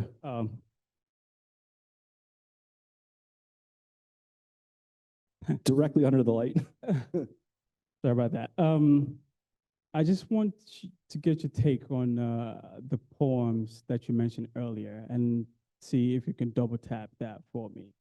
Because you mentioned that if a CSP has a vulnerability, like I think you use a basement flooding example, as an agency, you have to open a poem to protect your asset. Now, aren't you at their mercy whenever that basement flooding is fixed? That's when you close your poem? No. Okay. Don't be at their mercy. Never be at their mercy. So poems historically are weird because we basically took this process that was designed literally for you to use as an excuse to ask OMB for money. Poems was like, hey, I got this system, it's insecure, I'm gonna need money over the next couple of years to fix it. So you created a plan of action and milestone. Fun fact, if you had an insecure poem in the year 2000, when this memo first came out, there was a special computer at OMB where you could come and bring a floppy disk and look at it if you didn't want to mail them your list of poems. So cloud service providers should not be doing poems. A poem is a plan of action and milestones. So what the cloud service providers do is they're going to tell you how they're going to fix things or if they're going to fix things or not. In the case of what is most poems will become automatically an accepted weakness if they're not going to fix it in the mandatory time. Then you as a customer need to look at that and understand what is the impact of this cloud service provider accepting that weakness. Does that matter to me? Is this a thing I'm going to yell at them every month for the next 2 years and I'm not going to do anything different? Then that doesn't matter. Why are you yelling at them every month? It's a waste of time. Stop pretending. On the other hand, does it really matter? Are they like, hey, we're going to make all of your data public? You probably want to do something about that. So that's where you create a poem according to your agency policies, based on the actions and milestones that you would set for yourself to respond to that situation. And that could be, we're gonna yell at our contract people and have our contract people fight them. We're gonna go to our lawyers. We're gonna threaten them in court. We're gonna sue them. It could be we're going to cut off all access to it. It could be we're gonna refuse to expand usage and keep it at initial operating capacity and not head towards full operating capacity. It could be we're gonna turn it off entirely. It could be we're gonna put a different type of encryption in place on our network. It could be user training. We're gonna train everyone not to click the big red button that deletes all of the data. There are so many things that you can do. It is really, really important that you as an agency make that determination and do those things and not just sit there every month asking them what the status of their security weakness is. Does that make sense?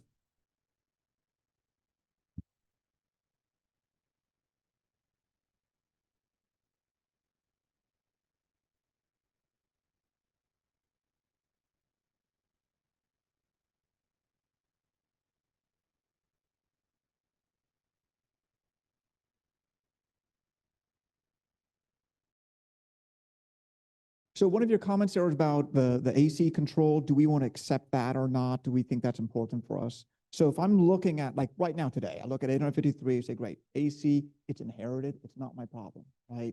What I'm kind of hearing is I'm going to look at this AC control and say, is it my problem? It's not going to be inherited. It's either going to be applied, and I'm going to write down, I look at their control review goes into my GRC and it does some magic and I get a green light every day. Or I'm going to say, you know what? I don't care and it's not applicable. Is that the correct? Yeah, I think I'm going to go off on a deep analogy here that I had fun with recently, which is if NIST controls were about your clothing. So if you had the clothing family and you had like CL01 and it was like wear shoes, and then you had CL01 as an enhancement that was like they should be shoes that are appropriate to the type of activity you're going to prepare, you know, and like all of this stuff, they should CL01, 2, they should have shoelaces or some other form of securing onto your feet. And then you have CL02, you should wear underwear, et cetera, et cetera, et cetera. You should decide as a system, what am I going to wear? If I'm going for a run, my control requirements will be sneakers, good shoelaces, moisture wicking socks, comfortable supportive underwear, probably shorts, depending on the temperature, et cetera, right? That's your system security plan. That's what you write down. Then you go and look for a cloud service that provides those capabilities. So when you're looking at the key security indicators, what we have instead of CL01, CL02, CL03 is we have the clothing family, the clothing theme, and we say, what are your clothing? What is your clothing? What does it do? And if you're looking at like a clothing set of capabilities that are designed for firefighters to go into a building, you sure as heck are not going to want to use that cloud service for your run, right? That's a totally different use case. But you wouldn't know that if you hadn't started by establishing for yourself, like, these are my expectations of the control. This is what I need to look at. This is what this particular system is about. So there are totally times when you would not care at all about a whole swath of controls. And there are times where you would care really, really deeply. So we want you to write down what you are doing in those controls and what you're looking for, and then assess whether or not something else can meet those controls. Now, is that catalog and the enforcement after the fact, that's part of the procurement process? It's a contracting action? Sorry, say the first part of that again. So the process of documenting all my CL controls that I think are important, whereas underwear is not important, that whole process of being transparent with our CSP, and then after the fact saying, hey man, we changed our mind, we need underwear, right? That's all going to be through our procurement shop, our contracting enforcement, or is there a different vehicle will be? No, I mean, this is literally what you're required to do as an agency by the A130 if you're going to start to do something with federal information. So if you look at the NIST RMF, you start by preparing, then you start by selecting, and then you move from there. And so this is the stage of like, your agency says, We need a system that will help us use AI to more rapidly review procurement contracts. Then you come down and you say, okay, what does that look like for us? Well, it's going to have a limited number of users, so we don't have to do enterprise-wide integrations. It's going to store, procurement sensitive data. We're going to want to protect it in these ways. We're going to want to make sure people are trained not to exfiltrate that data. So that should be a standard part of your IT process before it goes to procurement. And what we'd really like to see would be you building into that procurement process, you get access to 15 cloud services and you test them all out and see which one's better. And you do that really fast, quick. We're going to do one more question in the room, and then if you have additional questions, write them down. We'll have time after Jay and Nicole to follow up with questions to end. We also have the agency liaison group where you can ask questions all the time, like over email, everyone, and people don't use that enough. So get in touch with us if you don't know what that is, and let's use that listserv for questions. Go ahead. Hi, this is cheerleader working with the Department of Commerce. So you mentioned earlier that you'll be retiring all Ref 5 certifications. So does that mean all the CSP that have complete does that mean all the does that affect agencies, right, that were using CSP that have the Ref 5 certification? Do we have to go through the ATO process again? So FedRAMP isn't changing what you as an agency need to do to meet your statutory policy and regulatory requirements like the A130, et cetera. We're changing how you do that when you use a cloud service. So the requirement for you to have a system security plan and you to go through all that stuff, that's based on Chapter 35 of Title 44 of the US Code, which primarily is commonly known as FSMA, even though there's a lot of other laws and stuff that have been in there before and since. That aligns with FIPS 199, FIPS 200. So FIPS 199 says you have to categorize the information that you're going to put in a system. What's the impact level if that information gets popped?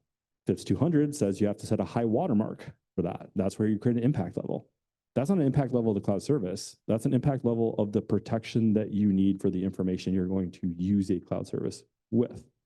Then you follow the SP 800-137, the risk management framework, to figure out what controls you need in place, how you're going to protect that information.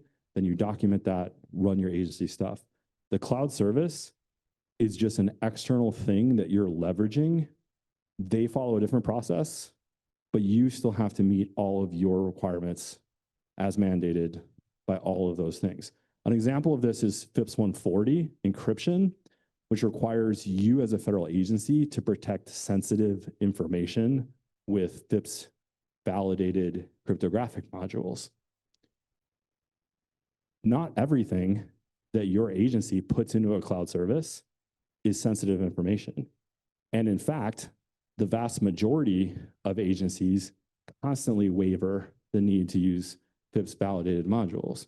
So if FedRAMP doesn't require a cloud service to use FIPS validated crypto modules for everything, we require the cloud service to tell you what type of information they protect with what cryptographic modules.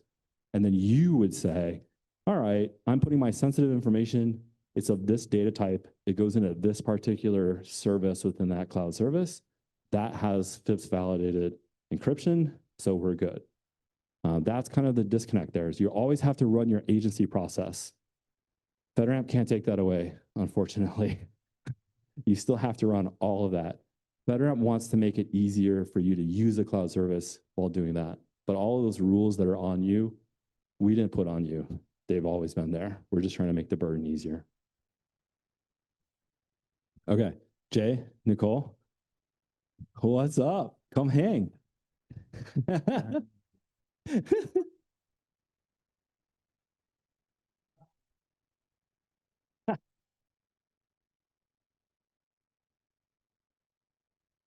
Yes, there are people online.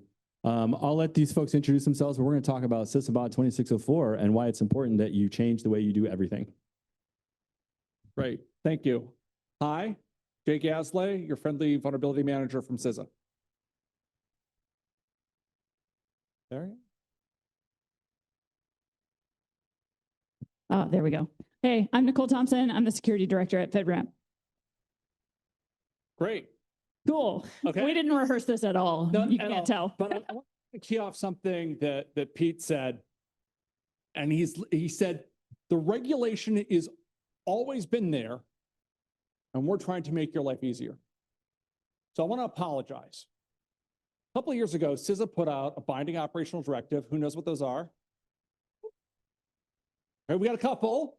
We have two authorities, binding operational directive, which tells us you must structurally change your cybersecurity programs, and emergency directives, which means usually a IT vendor, which I will not call a cybersecurity vendor, is having a bad day, and we need you to do something to fix stuff right now.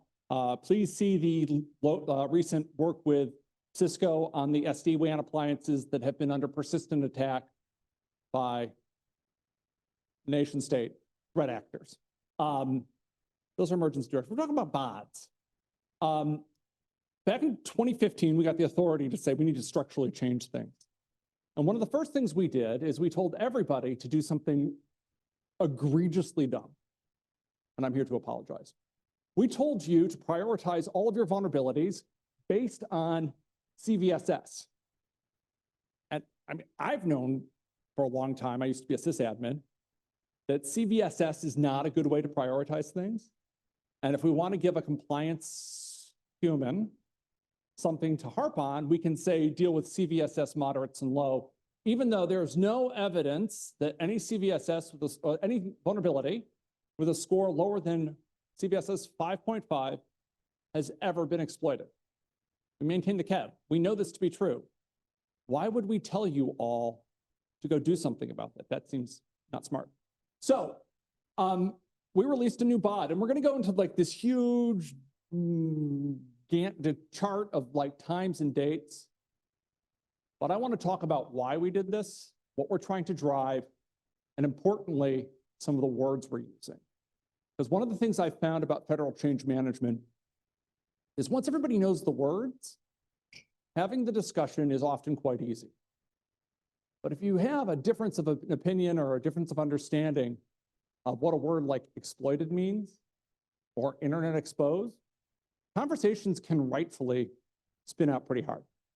So we released a BOD that says you no longer have to patch everything all the time in certain amounts of time, and we're going to neck it down a lot. And we're going to neck it down based on risk. So can we pop things forward one slide? Great. So instead of talking about CVSS, we're going to talk about things that actually matter about a vulnerability. Is the vulnerability raw on the internet? That's actually a really key factor on whether or not PRC or Russia is going to exploit it. We found that very rarely do a nation state threat actor or threat actor of any type federally use a CVE internal to a network. We validated that with our own pen testing teams. Usually throwing a vuln on an internal device is pretty loud, and manipulating your active directories, if you're at an agency, is actually really easy. We do it all day long and nobody ever detects us. We know that PRC does that too. So let's not focus on patching, and let's instead focus on internal observability and hardening identity and dealing with privilege escalation, where we actually have a chance of doing some help. Next, KEV status. Most dangerous the most dangerous vulnerability on your network is definitely the one that's already been exploited on your neighbors. It's single-digit percentage for all vulnerabilities that have ever been exploited. And that is a doubling of what we have on the KEV, if not more. We have like less than 4% on the KEV. So like even if we're 50% blind and our standard is too high, it's still single-digit percentages. So why are we having you fix vulnerabilities that have never and will never be exploited? So that was our first framing. The next framing, which I want to talk about, are the two things. One thing from CVSS that really matters, and one thing that is kind of a response to what we're seeing with the capabilities of new frontier models. And the first thing is authentication required? Just like in a kill chain on your infrastructure, we're worried about privilege escalation, MITRE ATT&CK framework. We're really worried about having detectability there because a bad guy can get on a device, but it gets problematic when they take domain admin. We are worried about a vulnerability that doesn't require any authentication. Same reason. Once you have the username and password on a system, you really should be focusing on other types of technical controls and observabilities to protect your network. The other thing we're worried about is technical control. And we define this term in a moment. It's different than maybe you're familiar with, but I'm going to take it real high level. There's either total or partial. Total is remote code execution. Partial is a denial of service. That's the real rough terms here. We define it more in our FAQ, which I'm sure somebody can find on the internet, or we can put in a chat somewhere. Next slide. On to words. Definitions really matter. And we are trying very hard to pull away from some of the internal to our agency sloppy language we have used to articulate risk and consequence to all of our federal stakeholders. I recognize that it is partially my fault. I have written some of these BODs and emergency directives over the years, and I have not done a good enough job scrubbing the words to make sure they all mean exactly the same thing. And we find when we have these words mean all the same thing, everybody knows what actions to take, and you can task it down to a contractor, you can task it down to a GS-12, you can have a thoughtful conversation with a vendor.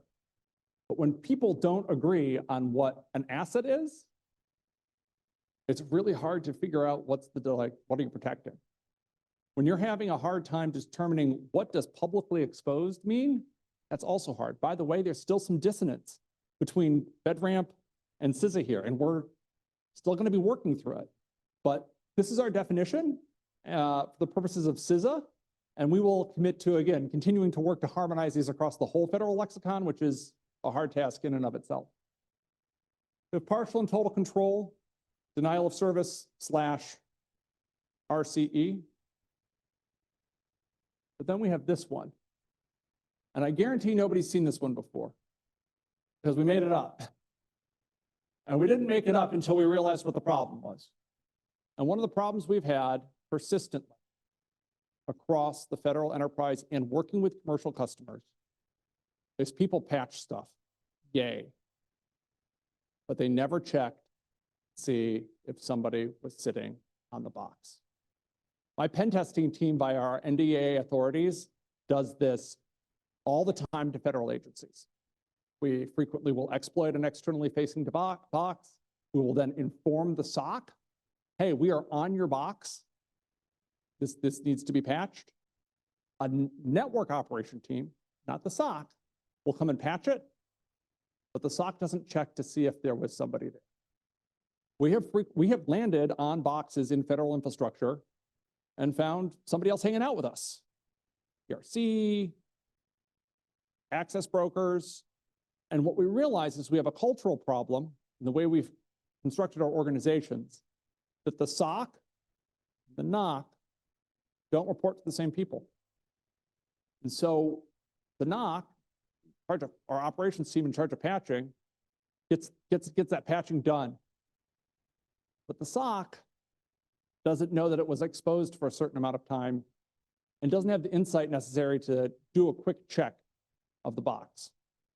And so what we're doing is we're going to require that when you have an internet exposed, known exploited vulnerability that doesn't require authentication, that you check the box that was running to make sure that it doesn't have a case of SVR or PRC. We anticipate drastically reducing mean time to detection with our federal stakeholders and hopefully lowering costs of overall incident response by routinizing this type of communication. Next slide. Here's the eye chart I promised you. A lot of fun, but it talked, so we get rid of the 30, 60, 90, 2-week There is no more requirement that we are aware of in federal policy to patch via CVSS. That was our intent. We will be working with IGs and OIGs to end that regime of ineffectiveness. And instead, we're going to say, do this because we think it makes sense. This chart represents everything that's publicly exposed. If you're raw on the internet, you can get pinged from yahoo.com or your home. You can touch it. If it's publicly exposed, that's what this is. Is it on the KEV? I hope everybody knows what the KEV is. Don't. It's the known exploited vulnerability catalog on the highest threshold for exploited you're ever going to find. Is it automatable? Does it require auth? And you'll see that if it's not on the KEV, but it is automatable, generally you got 2 weeks. You look up there and you say, publicly exposed in the KEV, automatable, you're looking at 3 days with forensic triage, 3 days, or partial control, you got 14 days. We put all of this information on our GitHub page. We enrich the CVSS record, or sorry, the CVE record with all of this information. We are talking to every major vulnerability management information provider to ensure that it is also consistently there. And we have been working with continuous diagnostics and mitigation to ensure that that information is in agency dashboards. Next slide. This is where it gets fun. Line 15 and 16. There's over 70% of the vulnerabilities out there. We are telling you not to patch them unless you feel like it. There's no, at this time, risk-informed way for me to tell you, deploy a security patch on a random system deep inside your network with a CVSS score of 7. I can't in good conscience tell you to flush your time down the toilet engaged in a silly compliance exercise for something that we have observed no risk. Now, if that vulnerability eventually joins the single-digit percentage of exploited vulnerabilities, well, it's going to go in the KEV and then you'll have to deal with it. But we're going to automate that information to you. We're not expecting you to go out that and find out on your own or make a determination of a vulnerability is exploited. We'll put it on the KEV. We'll add it to the world's information feeds. And your vulnerability management tools should tell you, oh, hey, this one was like on a do it whenever, and now it's a do it soon situation. We expect, again, 60 to 70% of all vulnerabilities. You upgrade the system, have a nice day. That's going to buy back a lot of time. And we want that time used to do useful things, not compliance activities. We want departments and agencies, infrastructure providers to spend that time hardening your identity stack, using that time to build better observables for privilege escalation. Things that have consistently, TTPs that have consistently been used by our adversaries on our infrastructures and that are observable, detectable, and useful. We're trying so hard to reduce the burden here and focus where it matters. It's taken us 6 years to do it, and we don't know if we've done it right. We think we've done it right. But our other commitment here is that instead of waiting, 1902 was the last time we updated our guidance or our directive on how often to patch things. We're going to be looking at this at an annual basis. We're going to be taking a look at the data about federal intrusions and then changing the requirements accordingly with a bias towards pushing everybody to doing the most risk-informed activities, which is almost never patching internal systems. I say this as the person who runs the vulnerability management program at CISA. I sit on the CVE board and have just watched a ton of federal intrusions over the years. And again, I apologize for our previous directive. It was not the most well-spent time that you were spending, and we really did try and get it right. We realize it's a sea change. I realize that you have questions. Nicole is the expert on how FedRAMP follows this. So I will kick it to her to talk FedRAMP, and then you can hit us up. Ask all your questions. Yeah. So FedRAMP was actually really, really excited to see this binding operational directive come out because it aligns so closely to what FedRAMP had put out in the VADR guidelines that had come out, in August of last year. So we've been piloting this concept for a while. We don't have a lot of cloud service providers who have opted into that beta, but this is going to start pushing the needle with CISA releasing this binding operational directive. Also, we had originally planned in CR 26 to make VADR mandatory, I think, a year from now. Their timelines pushed that deadline up. So now the deadline is December, just like theirs is. So we are actively pushing CSPs to start prioritizing vulnerabilities differently. Now, because FedRAMP is specifically focused on cloud services, and we are very internet reachable usually by default, our deadlines are even tighter than what CISA put out, which would make for an interesting fight about 3 whole days to patch. I mean, there's a reason for 3 days, right? Like you want to make sure that an application or service stays up in a previous life. I was unfortunate enough to be the IT operations manager for a department principal, and they were going to take down the network to do a routing change while the principal was in the airplane on the way to Iran for a negotiation because IT ops thought that was a good idea. It became a 3-day change, right? Like the friction points are real, and we don't want to be the point where we're lighting up agencies. I mean, you can light up CSPs all you want. They're for-profit companies. They should have these engineering diagrams. I don't want to light up agencies. Well, I think this is where our scopes differ, right? Absolutely. Because we are so focused on cloud service providers and you guys are focused on everything. Yes. And so our rules for cloud service providers, if you are a Class D certified system, you have 12 hours to patch something that is evaluated at a pain level of 5, which means it's debilitating to the federal customers that use your service.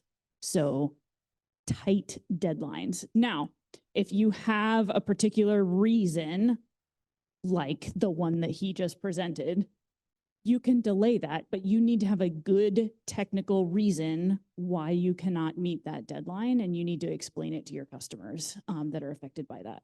So we were really excited to see this binding operational directive. Pete stole a lot of my thunder about what VADR is and does earlier, so I won't belabor those points, but I think this conversation came out a few weeks ago when we came out to visit CISA over in Arlington, and Jay and I just kind of nerded out about vulnerabilities for a while, and we said, wouldn't this be fun if we did it in front of all of you for FedRAMP Day? So excited to see the direction that CISA is moving. Excited to see that we are actually prioritizing meaningful vulnerability remediation and mitigation in a way that makes way more sense for actual security impacts. So if you guys have questions, we're all ears. Also, I can't see anything because that projector is really bright. That's why I went way over here, is because the projector was blinding me, like fully. I realized I was cutting that off. Even be critical. If you want to be critical of what we're doing, you're like, this is the time. Go. We have a guy in a tie. David Meyer.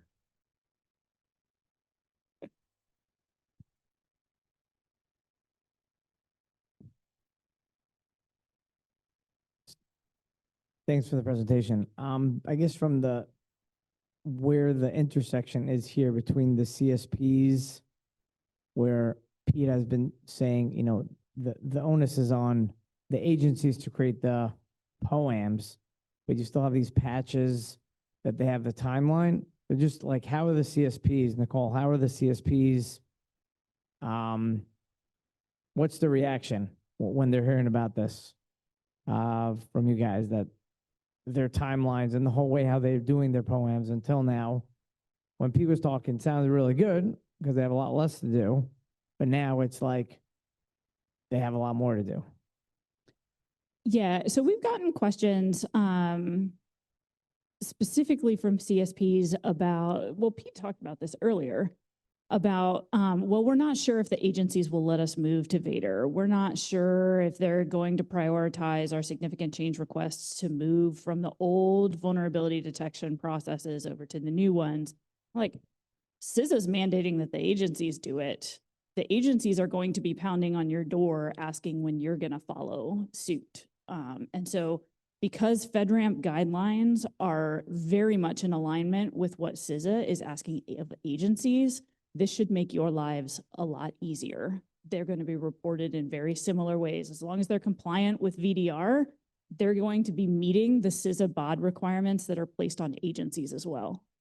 You look like you have comments. I'm supposed to be in this Q&A now too, according to the agenda. I want to make a really important point here for folks. You don't live your life talking to industry, and a lot of times some of you make the mistake of thinking industry is more cavalier about this stuff. But pretty much any half decent commercial cloud service provider that we talked to said, if I have an exploitable vulnerability on the internet, that is an incident. We are going to fix that in minutes. It is only the weird, sketchy people that sell stuff to the federal government that went, oh, how dare you? I should have 30 days to be able to fix that. And I think that that shows a lot about like how, to some degree, CISA was in the wrong place and we were in the wrong place. Because it's crazy. These people were literally like, what are you talking about? My business would be destroyed if I left this on the internet for 3 days. I would never, ever, ever, ever do that. So if that's what you're worried about, like that's not where the problem is. The flip side was just like all of those weird government only folks that love the government traditional timelines of like, I have 30 days to patch this, and they got used to it and they didn't have actual decent security programs. So those are the people that push back. Just like agencies, I'm sure all of you have been like, how can I possibly do this in 3 days? So a couple things. First off, I classified them as rent seekers are the ones who have pushed back. Vendors who come back with problems, their business model is generally built on extracting a rent from a customer as opposed to adding value. A real easy understanding about the quality of your vendor is when we talk about things in terms of actual risk-based determination. If they're saying that they have problems with something,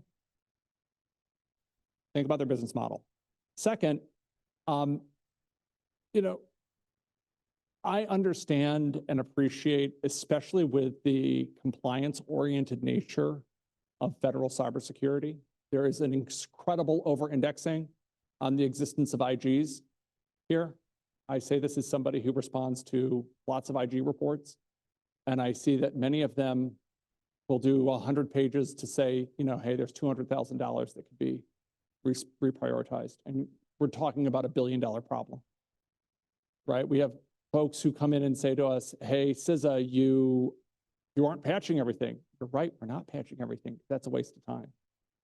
And that checklist mentality, as defenders think in checklists, understandably, but attackers think in graphs, we're trying to move towards the attacker mindset.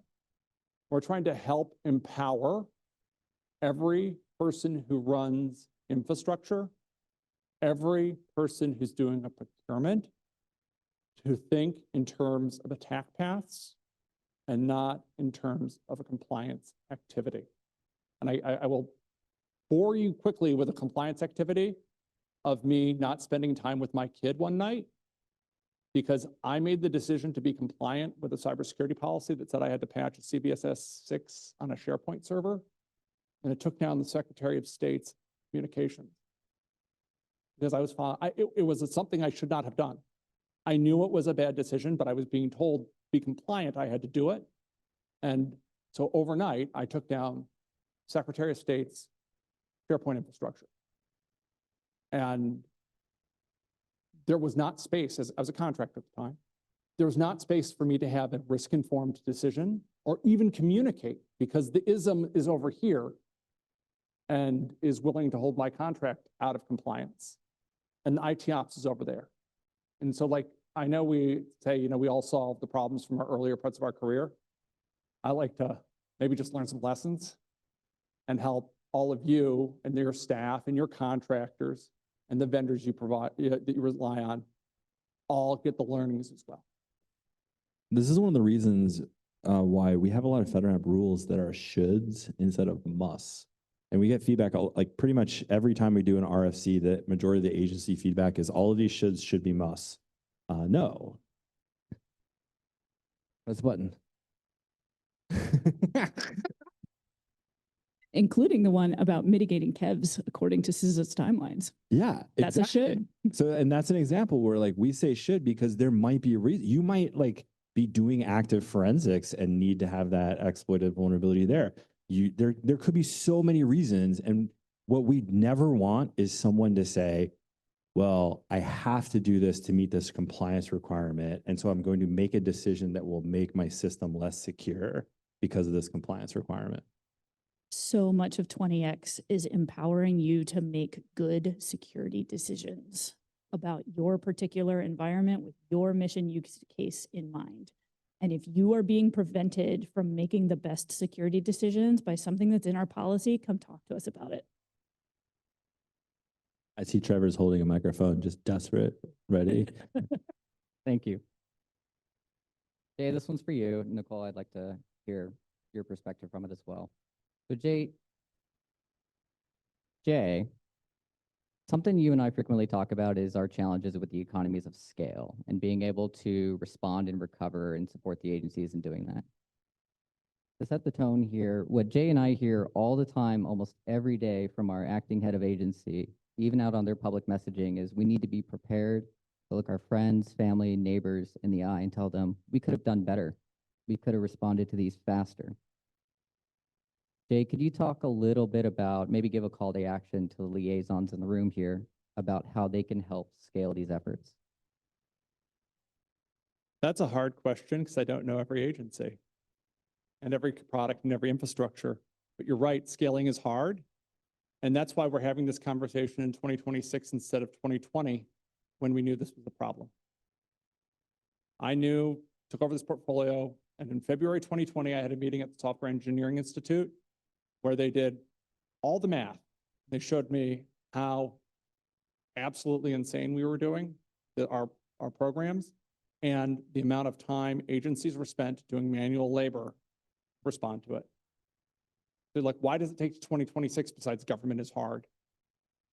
Because the overall ecosystem wasn't automated. We spent 5 years changing the ways that CVEs have their JSON format and creating mechanisms for external entities to enrich CVE data. I know this is really in the weeds for you guys, and sorry if you want to glaze over. We spent years coming up with the precise and correct and repeatable analytic requirement for what a KEV actually is. Honestly, that's really hard to do. What does exploited mean is a tricky bit.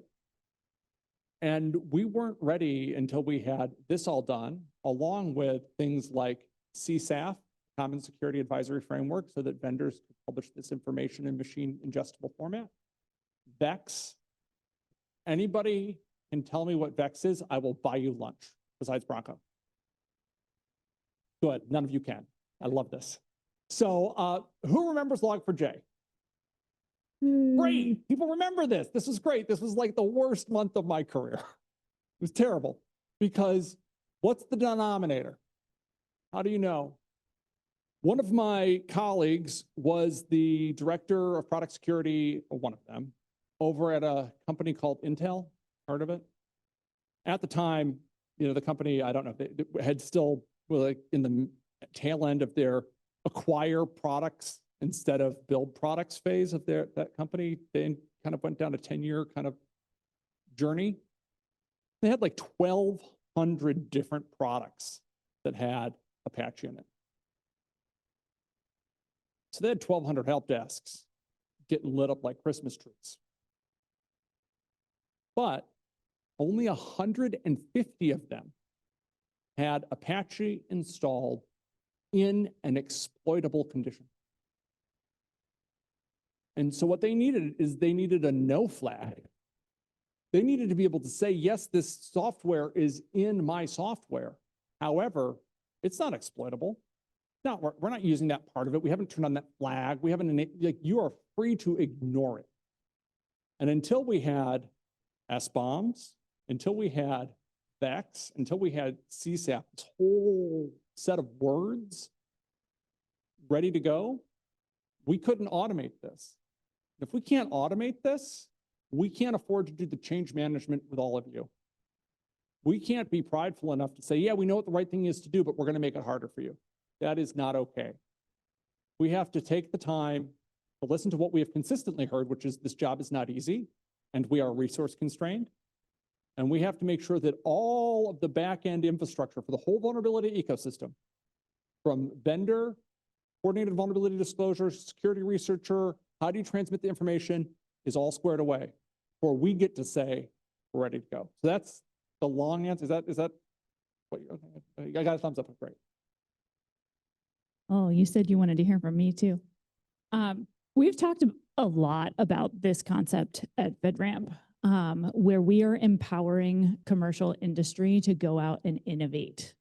And when we get overly burdensome federal regulations and rules and standards about how they are required to do certain things, makes it really hard for them to innovate, makes it really hard for them to implement the new groundbreaking security, whatever is coming down the pipe, because they have to do it in the government approved way if they want to sell to the government. And that's not fair to private industry. So we're seeing commercial products that are way more secure than what the government is using because the government version is stuck on the ancient government regulations that they have to meet. And the commercial sector is like running away with everything. You look like you're about to say a lot. I am about to go there. One of the beauties of many of the products that we buy that are compliance oriented is they no longer have product managers. Many of the products that we use to secure our infrastructure no longer have, new development. They've been acquired by a private equity firm and then are on zombie life support, seeking rent from all of us and not improving their security. There was a prominent SSL VPN that got absolutely destroyed by China like 600 times in the last 5 years that we found had code old enough to drink in every state of the union. Like, who thinks that's a good idea?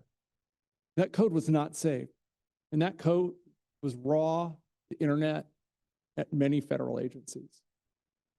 Now, the federal agencies that I talked to, they wanted to move to a modern solution that maybe was like, not picking a vendor here, but like Zscaler. But they were like, the compliance is hard. And I'm like, my Lord, you have a Chinese initial access device brought to the internet, connected directly to your enterprise identity and ported into some of the most sensitive systems that exist on the planet because it's compliant. We need to change that regime. We need to allow agencies to make good risk decisions. We can't do that all at CISA, try here, but we can also continue to take feedback about where we are not helping you do that because the status quo, it just can't stay. I'm going to add on to that, going back to a question from much earlier in the day, like as a reminder in that context, why it's so important that agencies actually own responsibility and do proper decision-making about their use of services. It's like, we have literally seen situations where an agency has deployed a commercial version of something rather than the FedRAMP version of something, having no idea that they did that. We have seen situations where agencies have deployed high, now Class D cloud services without requesting access to the security package. And like, if you're doing that, you're shooting yourself in the foot. It doesn't matter that somebody else in a compliance exercise said, this has like 3 gold stars. If you're not looking at the actual report within which could be a whole bunch of stuff that says, don't use it for this, don't use it for that, don't use it for these things. And here you went and used it for that because you didn't look at the report and make your own decision. Don't rely on compliance. Security is what's important.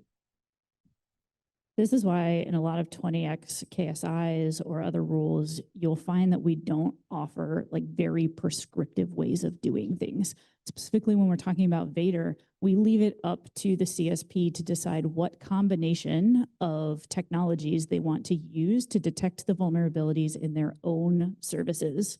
Bug bounties may work great for some, may not work so great for others. Most people should have automated vulnerability scanners of some sort. Most people should have at least a vulnerability disclosure program up and operational. But like we're not even being super overly prescriptive about you must have a red team come in and test your service, because that's my favorite. It's like, oh, you remove the requirement for a yearly penetration test. Like that's super unsecure. And I'm like, oh, what? You're only doing penetration tests once a year? That's crazy. You should be doing penetration tests of various formats like daily. So to quote Alan Friedman, for those of you who know who he is, how often before a breach does a PCI audit fail? Never. How often after a breach does a PCI audit fail? Always. Those pen tests, when they're not done by truly independent infrastructure where you're not paying for it, are probably not doing you the maximum amount of good. It is important to have somebody who's truly disinterested involved so that you're getting an actual representation of what the risk is. I can't kind of foot stomp that enough. There's no way to checklist a pen test enough to prove that it's actually helping.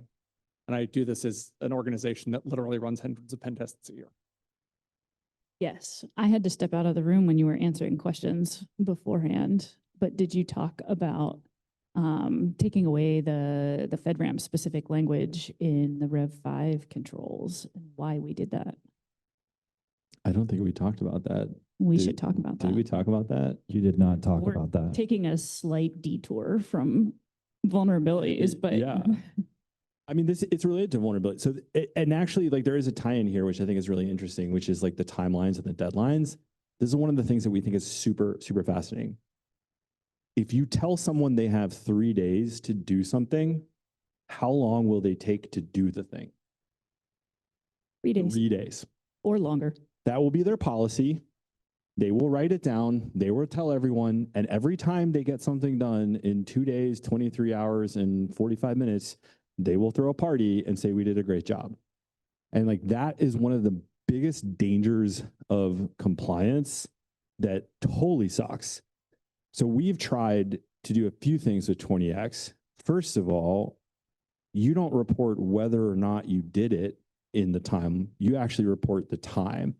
And we're going to, as we get information in a machine readable format where we can start drawing trends and things like that, we'll be able to say, you can look at a cloud service and say, wow, these folks are patching their kevs on average in 12 minutes from discovery, whereas these other folks are doing it in 2 days, 49 minutes, and 17 seconds. Which of those would you rather use, right? You need to have access to that information. We need to encourage that.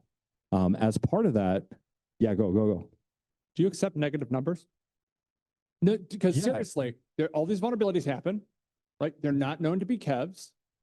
Maybe you have a really good vulnerability management program and you patch all the Apache instantly, and we have a kev in Apache 3 days later. Like, how does that work? Yeah, I mean, think about that, right? Is like, you're gonna be looking at your cloud services. Let's say there's like a boom, Kevin Apache. You're gonna have one cloud service that is like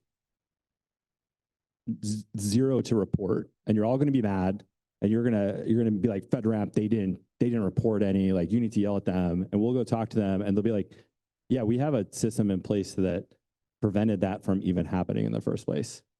And that's so much better than the person that's like, we found 800 of them and we're in the process of fixing them. This also brings up an interesting point, because one of the differences between the binding operational directive and the VDR-VER that we have is that we don't maintain the KEV list. So we have likely exploitable vulnerabilities, and you need to check to see if it could be exploitable. CSPs, well, not you, it should be your CSPs that are doing this, but they have access to threat intel information of their own. They have access to like our proof of concepts widely available. Was it released along with a proof of concept, and CISA just hasn't gotten it on the KEV list yet? And so we include likely exploitable as a metric that we closely track along with public reachability and all that stuff. Yeah, a note, we only count the exploitability, like exploited, is if we actually know it's exploited. We get a lot of feedback from industry like, hey, why isn't this CVE on the known exploited vulnerability catalog? And we say, well, show me that it was exploited. They're like, well, I saw it on Twitter. No, that doesn't work. I saw network traffic coming from C2 infrastructure. Okay, great. That is a locally exploited vulnerability that is not exploitable by a network. How would you know that over an encrypted channel, right? So like we have extremely high evidence thresholds. For as many KEVs as we have as many candidate KEVs that, you know, either it's on Twitter. And so like we understand that our KEV is a trailing indicator. We're not into pre-crime at CISA. I candidly think of some of the exploitability things as being a little pre-crime-y and have some of the 100% puts and takes that are involved in that. But that's why we have the forensic investigation, right? Because there is a concrete action that any system owner can take after they have an internet exploited KEV. They can look at the box. I mean, even in the best scenario, and best, I mean worst, the quickest I've seen a threat actor take over an agency was 40 minutes. That was one time. 40 minutes before they did a full exfil of the entire M365 infrastructure. That was on a SSL VPN that was directly connected to the internet and enterprise identity, and they just typed it out. It was great. But usually it takes weeks.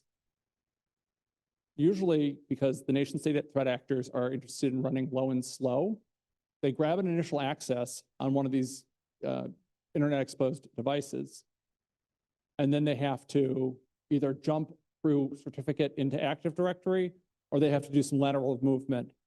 And that's why we really believe that the forensic investigation is the key thing to do after you've had an internet exposed, known exploited vulnerability. Yeah, and that extends past, I mean, one of the things that we're really focused on is expanding like vulnerabilities through to just like any weakness, right? So I've got a senior architect that is one of the only people in our company that has access to the safe with the recovery codes. If you find out that person owes money to the Russian mob, that's a vulnerability. And like, that's a likely exploitable vulnerability. You need to resolve that. But I think at the end of the day, it would be really fun to change the calculus to like, is an engineer scared? If somebody's scared when they found out, they should fix it. If they're not scared, then like, cool, take your time. But if it's scary, if you're like, oh no, then you should fix it. But that's a great point because you can't put a CVSS score on an engineer. No Russian gambling mob. Agencies would never fix that because under the old rules. There's no CVSS score for having every user in domain admin. Let's be clear. Most vulnerabilities that, question.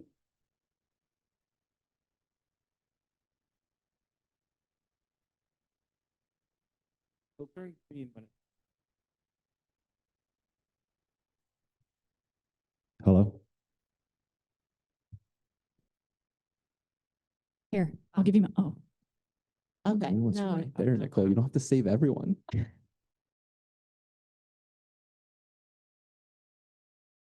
Being here in this whole group and this feels like an echo chamber, right? Cybersecurity folks understand cybersecurity is important. We know that these vulnerabilities are important, right? If we had our way, if we ruled the world, these patches would be done immediately. But I'm going to go back to my desk and I'm going to have another message from another program office, an economist, a meteorologist, a patent trademark officer, smart people, but they're not cyber folks. And they're going to say, I bought this product and I want to turn it on tomorrow. Because they have FedRAMP authorization, so why should we have to do anything more? And what do you mean I have vulnerabilities? You're not taking my system down to patch my system every 3 days. So what do I say to those folks, right? Everybody in here is going to go back to their office and say, hear somebody else say, I bought this thing. And the product, the sales team at this vendor says, I got this FedRAMP stamp of approval. And these smart people that are not, IT people are going to say, well, why do I have to go through the agency risk management process? I have FedRAMP. So what do I say to those folks? Tell them to stop being criminals and stop breaking the law. They've already bought it. I mean, like, But they've already bought it. so you've got a few issues here that you're hitting up, and I think like you're going to want to start with some of the recent OMB memorandums, like M2610. That It's an IT policy, right? That's not a meteorologist-facing memo. So That's my problem. this is where it gets complicated. Under the law, your CIO is personally responsible for that. And if somebody at another agency goes out or at a bureau goes out and buys something, you're failing. Your CIO shop is failing their statutory responsibilities. So you need to have mechanisms in place to handle that from a legal, from a training, from a management, from an oversight. We have. FedRAMP's not going to solve that for you. I understand, but it's a challenge to FedRAMP to stop these vendors from saying, I have FedRAMP authorization. This stamp means nothing more. They're saying these things, right? So We yell at people all the time about that. And they go to Congress and tell Congress that we're being mean to them. And we yell at Congress and tell Congress to yell at them. Sales people are gonna sales people. If you're not resilient to people lying to sell you things, then you're going to be taken advantage of. FedRAMP is very clear that this is a process, to the point where like this is one of the main reasons why we labeled FedRAMP authorization as a certification, because even people that knew better, people that like were in this game for years would be like, oh, they got a FedRAMP ATO. I'm like, you didn't get an ATO. There's no ATO. Like, what are you talking about? Like legally, there's no ATO. A FedRAMP authorization is literally defined in the law as a certification from FedRAMP that it passes some security processes. So that's one of the examples of things that we're doing. Same thing with removing the low, moderate, and high. That's an agency decision about an agency information. There's no such thing as a cloud service provider that has been, determined to do that, because that's not how any of this works. So we are 100% constantly fighting that fight of like, stop telling people that this is a magic pass to the whole government, because it is not, and you are hurting the government and you are hurting civil servants. However, FedRAMP 20X is designed to give you that information that you need to make a quick security decision in a compact package, so that when your users say, that you could have a group of 10 users that would say, this cloud service provider would make my life so much better at work. And in an afternoon, you can sit down and you can evaluate the security. You can look at the trust center of that particular cloud service and say, yeah, for your use case, that makes sense. Here are our agency controls that we have to make sure that you're using it appropriately according to our agency guidelines. But yeah, if that serves your purpose and that's going to make your life that much better, even if they only need it for 30 days, like give your users what they need. And we're trying to make it easier, faster for your end users to get what they need, for you guys to make the decisions that you should be making with this information, so that you can quickly spin up cloud services and decommission them when they're no longer needed. It shouldn't be a 6-month process to onboard a cloud service provider, and now you feel forever attached to them because you put that much effort into getting them certified at your agency. Also, just to be clear, FedRAMP, people are always like FedRAMP. But like the circumstances you described violated acquisition regulations, procurement regulations, ethics, like about 15 other rules that are far more important than FedRAMP. So like if there's a systemic problem of that happening at your department, don't talk to FedRAMP about it. It's somebody else's problem. We have 5 questions online. So I'm gonna. Well, you have 5 minutes, so ready, go. Yeah. Okay, I'm going to read them off in the order in which they were received. Our agency is sponsoring a system and will be initiating work on an ATO. Please let us know if there are any preliminary requirements we should be aware of as we begin this effort. Follow the legacy process, get it done as quickly as possible, pay attention to the new rules, have the cloud service understand they're going to migrate to the new rules. And if you don't think you're going to get it done by June 11th, maybe rethink it. Perfect.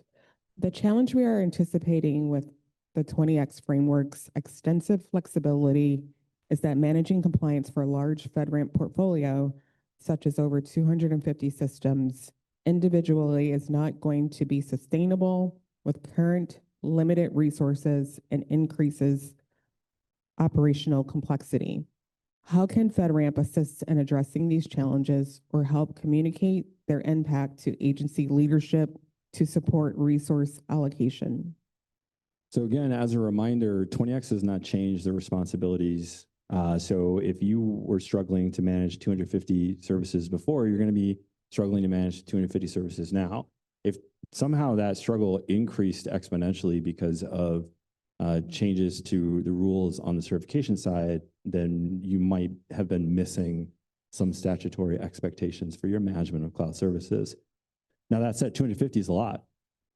I would think that a program with using 250 cloud services would be on the forefront of procuring, testing, and experimenting with automated capabilities.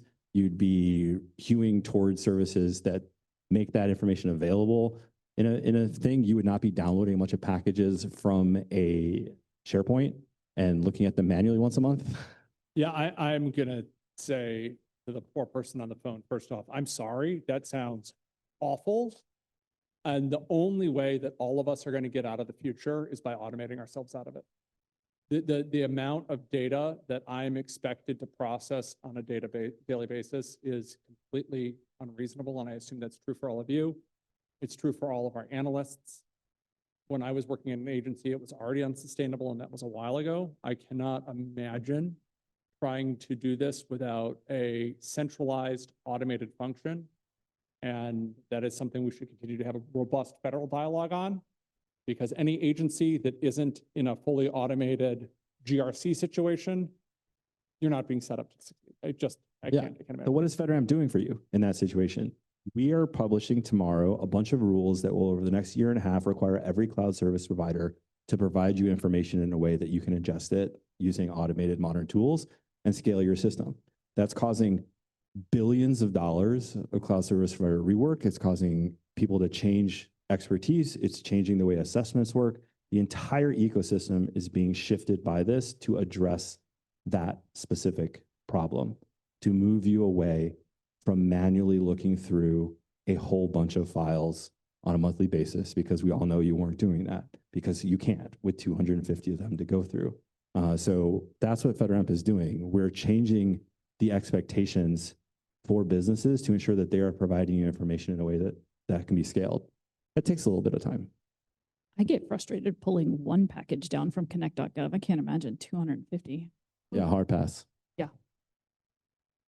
Okay. So instead of building a single baseline to evaluate CSPs for moderate or high impact levels, the vision in 20X is 1, build a use case to meet a need, including KSIs and implementation and ongoing verification requirements you want to see in the cloud provider's SDR. 2, check among cloud providers using the machine readable documentation to see whose SDR has what your use case requires. Is that correct? That is what the A130 directs you to do as you go about preparing to deploy and operate a federal information system. Document your federal information needs, determine what controls are necessary, tailor them as appropriate, select those controls, and then assess systems to see if they meet those controls. Okay. One last question. How does FedRAMP help educate the Gov workforce who are in PM roles, but vice the cybersecurity roles versus, I think you mean the cybersecurity roles. For example, if a company comes with FedRAMP High, what else is needed for their agency-specific ATO? How can that be streamlined at the federal level? Or is the onus on the CIO of each respective agency? I'm thinking more along the lines of how we partner on messaging. Yes, the onus is on the CIO of each agency to set the process for their agency. That's in the law, but we want you to learn from each other. That's why we have the Agency Liaisons group that is here today. And if the person asking that question is not a part of the actual Agency Liaison group because we've invited a lot of different people here today, you should be a part of that and make sure that people in your CIO shop are a part of that. We have working groups where we go through actual packages. We provide, we're working on, as I mentioned earlier, building up this technical advisory group in a different direction that will focus on providing guidance. We also have instructions, templates. We have a FedRAMP board to do all this stuff. And we're doing all of this with 30 people, as well as doing all the certifications, all the reviews, writing all these policies, hosting FedRAMP days for a whole bunch of people, and coordinating all of this government-wide. So if we can do it with the tiny bit of effort that we have available to put into it, like a thing like today is pretty much entirely coordinated by Chief of Staff Ryan and Marcia and communications. Like they put in so much work to get here for all of us at the same time as we're doing everything else. So this is like one of the things that I am asked constantly is why isn't FedRAMP doing more for me? FedRAMP should do more. FedRAMP should do more. FedRAMP should do more. I love that you want FedRAMP to do more. I would love for FedRAMP to do more. FedRAMP is doing everything that we possibly can, and we continue to do that. But the federal government is kind of a little big, and you all need to be a part of this for your own agencies in your own areas. That's why you exist. So we talk to you, you talk to your agencies. This moves outward. But don't expect a tiny program 7 levels down from the administrator of a GSA, buried in the General Services Administration, to own and control this across the entire government. And if you don't think that's possible, or if you still think that's possible, look at DISA, who's actually responsible for that for the whole Department of War, and even they don't try to do it for everything for the Department of War. Like, let's all do this together as a community, and that is what FedRAMP tries to provide, I think, probably more than most other programs.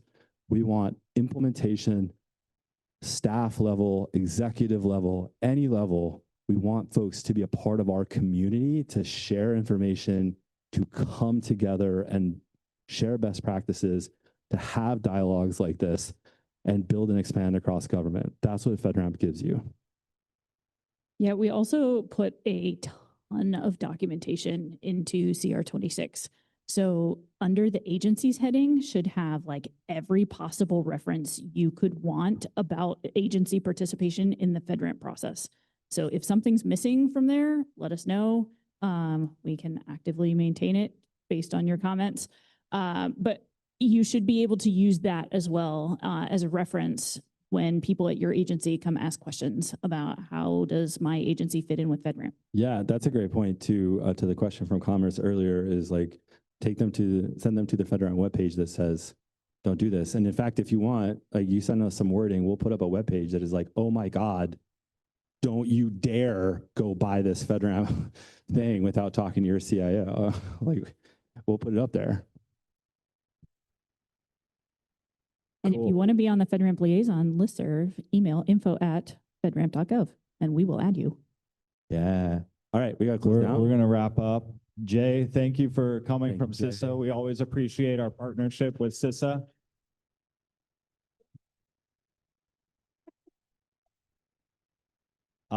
Some quick next steps, things on the horizon. So we mentioned CR 26 a bunch. Tomorrow, we will be dropping CR 26. That's our consolidated rule set for 2026. And then next week we have, man, it's really bright up here. Yeah. I don't know how you guys done this. That's why we're all standing to the side. Yeah. Okay, that's much better. Next week, we're going to have a community working group. So if you're interested in joining, it's on our events page. We'll have another one the following week. And really the focus of July is going to be answering questions, getting information out there. CR 26 has been in development for the last 2 months, but we're coming up to the finish line and we want to make sure there's a lot of information that you all are going to have to ingest. So we'll be there for Q&A. Yeah. It's not a working group anymore. Community update group, which We you were rebrand. open to ask questions. It turned out we were just spending an hour talking with people and weren't doing any work. So we rebranded them as community updates. But seriously, fedramp.gov/events, fedramp.gov/community, fedramp.gov/notices, fedramp.gov/RFCs, fedramp.gov/blog, or just fedramp.gov. We put out a ton of stuff to try to help this community. Oh, there's going to be a legacy page too. We didn't talk about that either. A what? The legacy page. Oh yeah, there's soon going to be fedramp.gov/legacy, fedramp.gov/2026. Like that's where it's at. But definitely come hang at our community update in a week or two. I won't be here because I'm going to be on my motorcycle somewhere heading towards Montana. But the crew is going to handle this. We're going to Rev 5 and 20X every month. Community updates for each of those. That's twice a month. Agencies are absolutely welcome. Come hang. Agency liaison group once a month. Agency working group, support group, not working group, support group once a month. Come hang.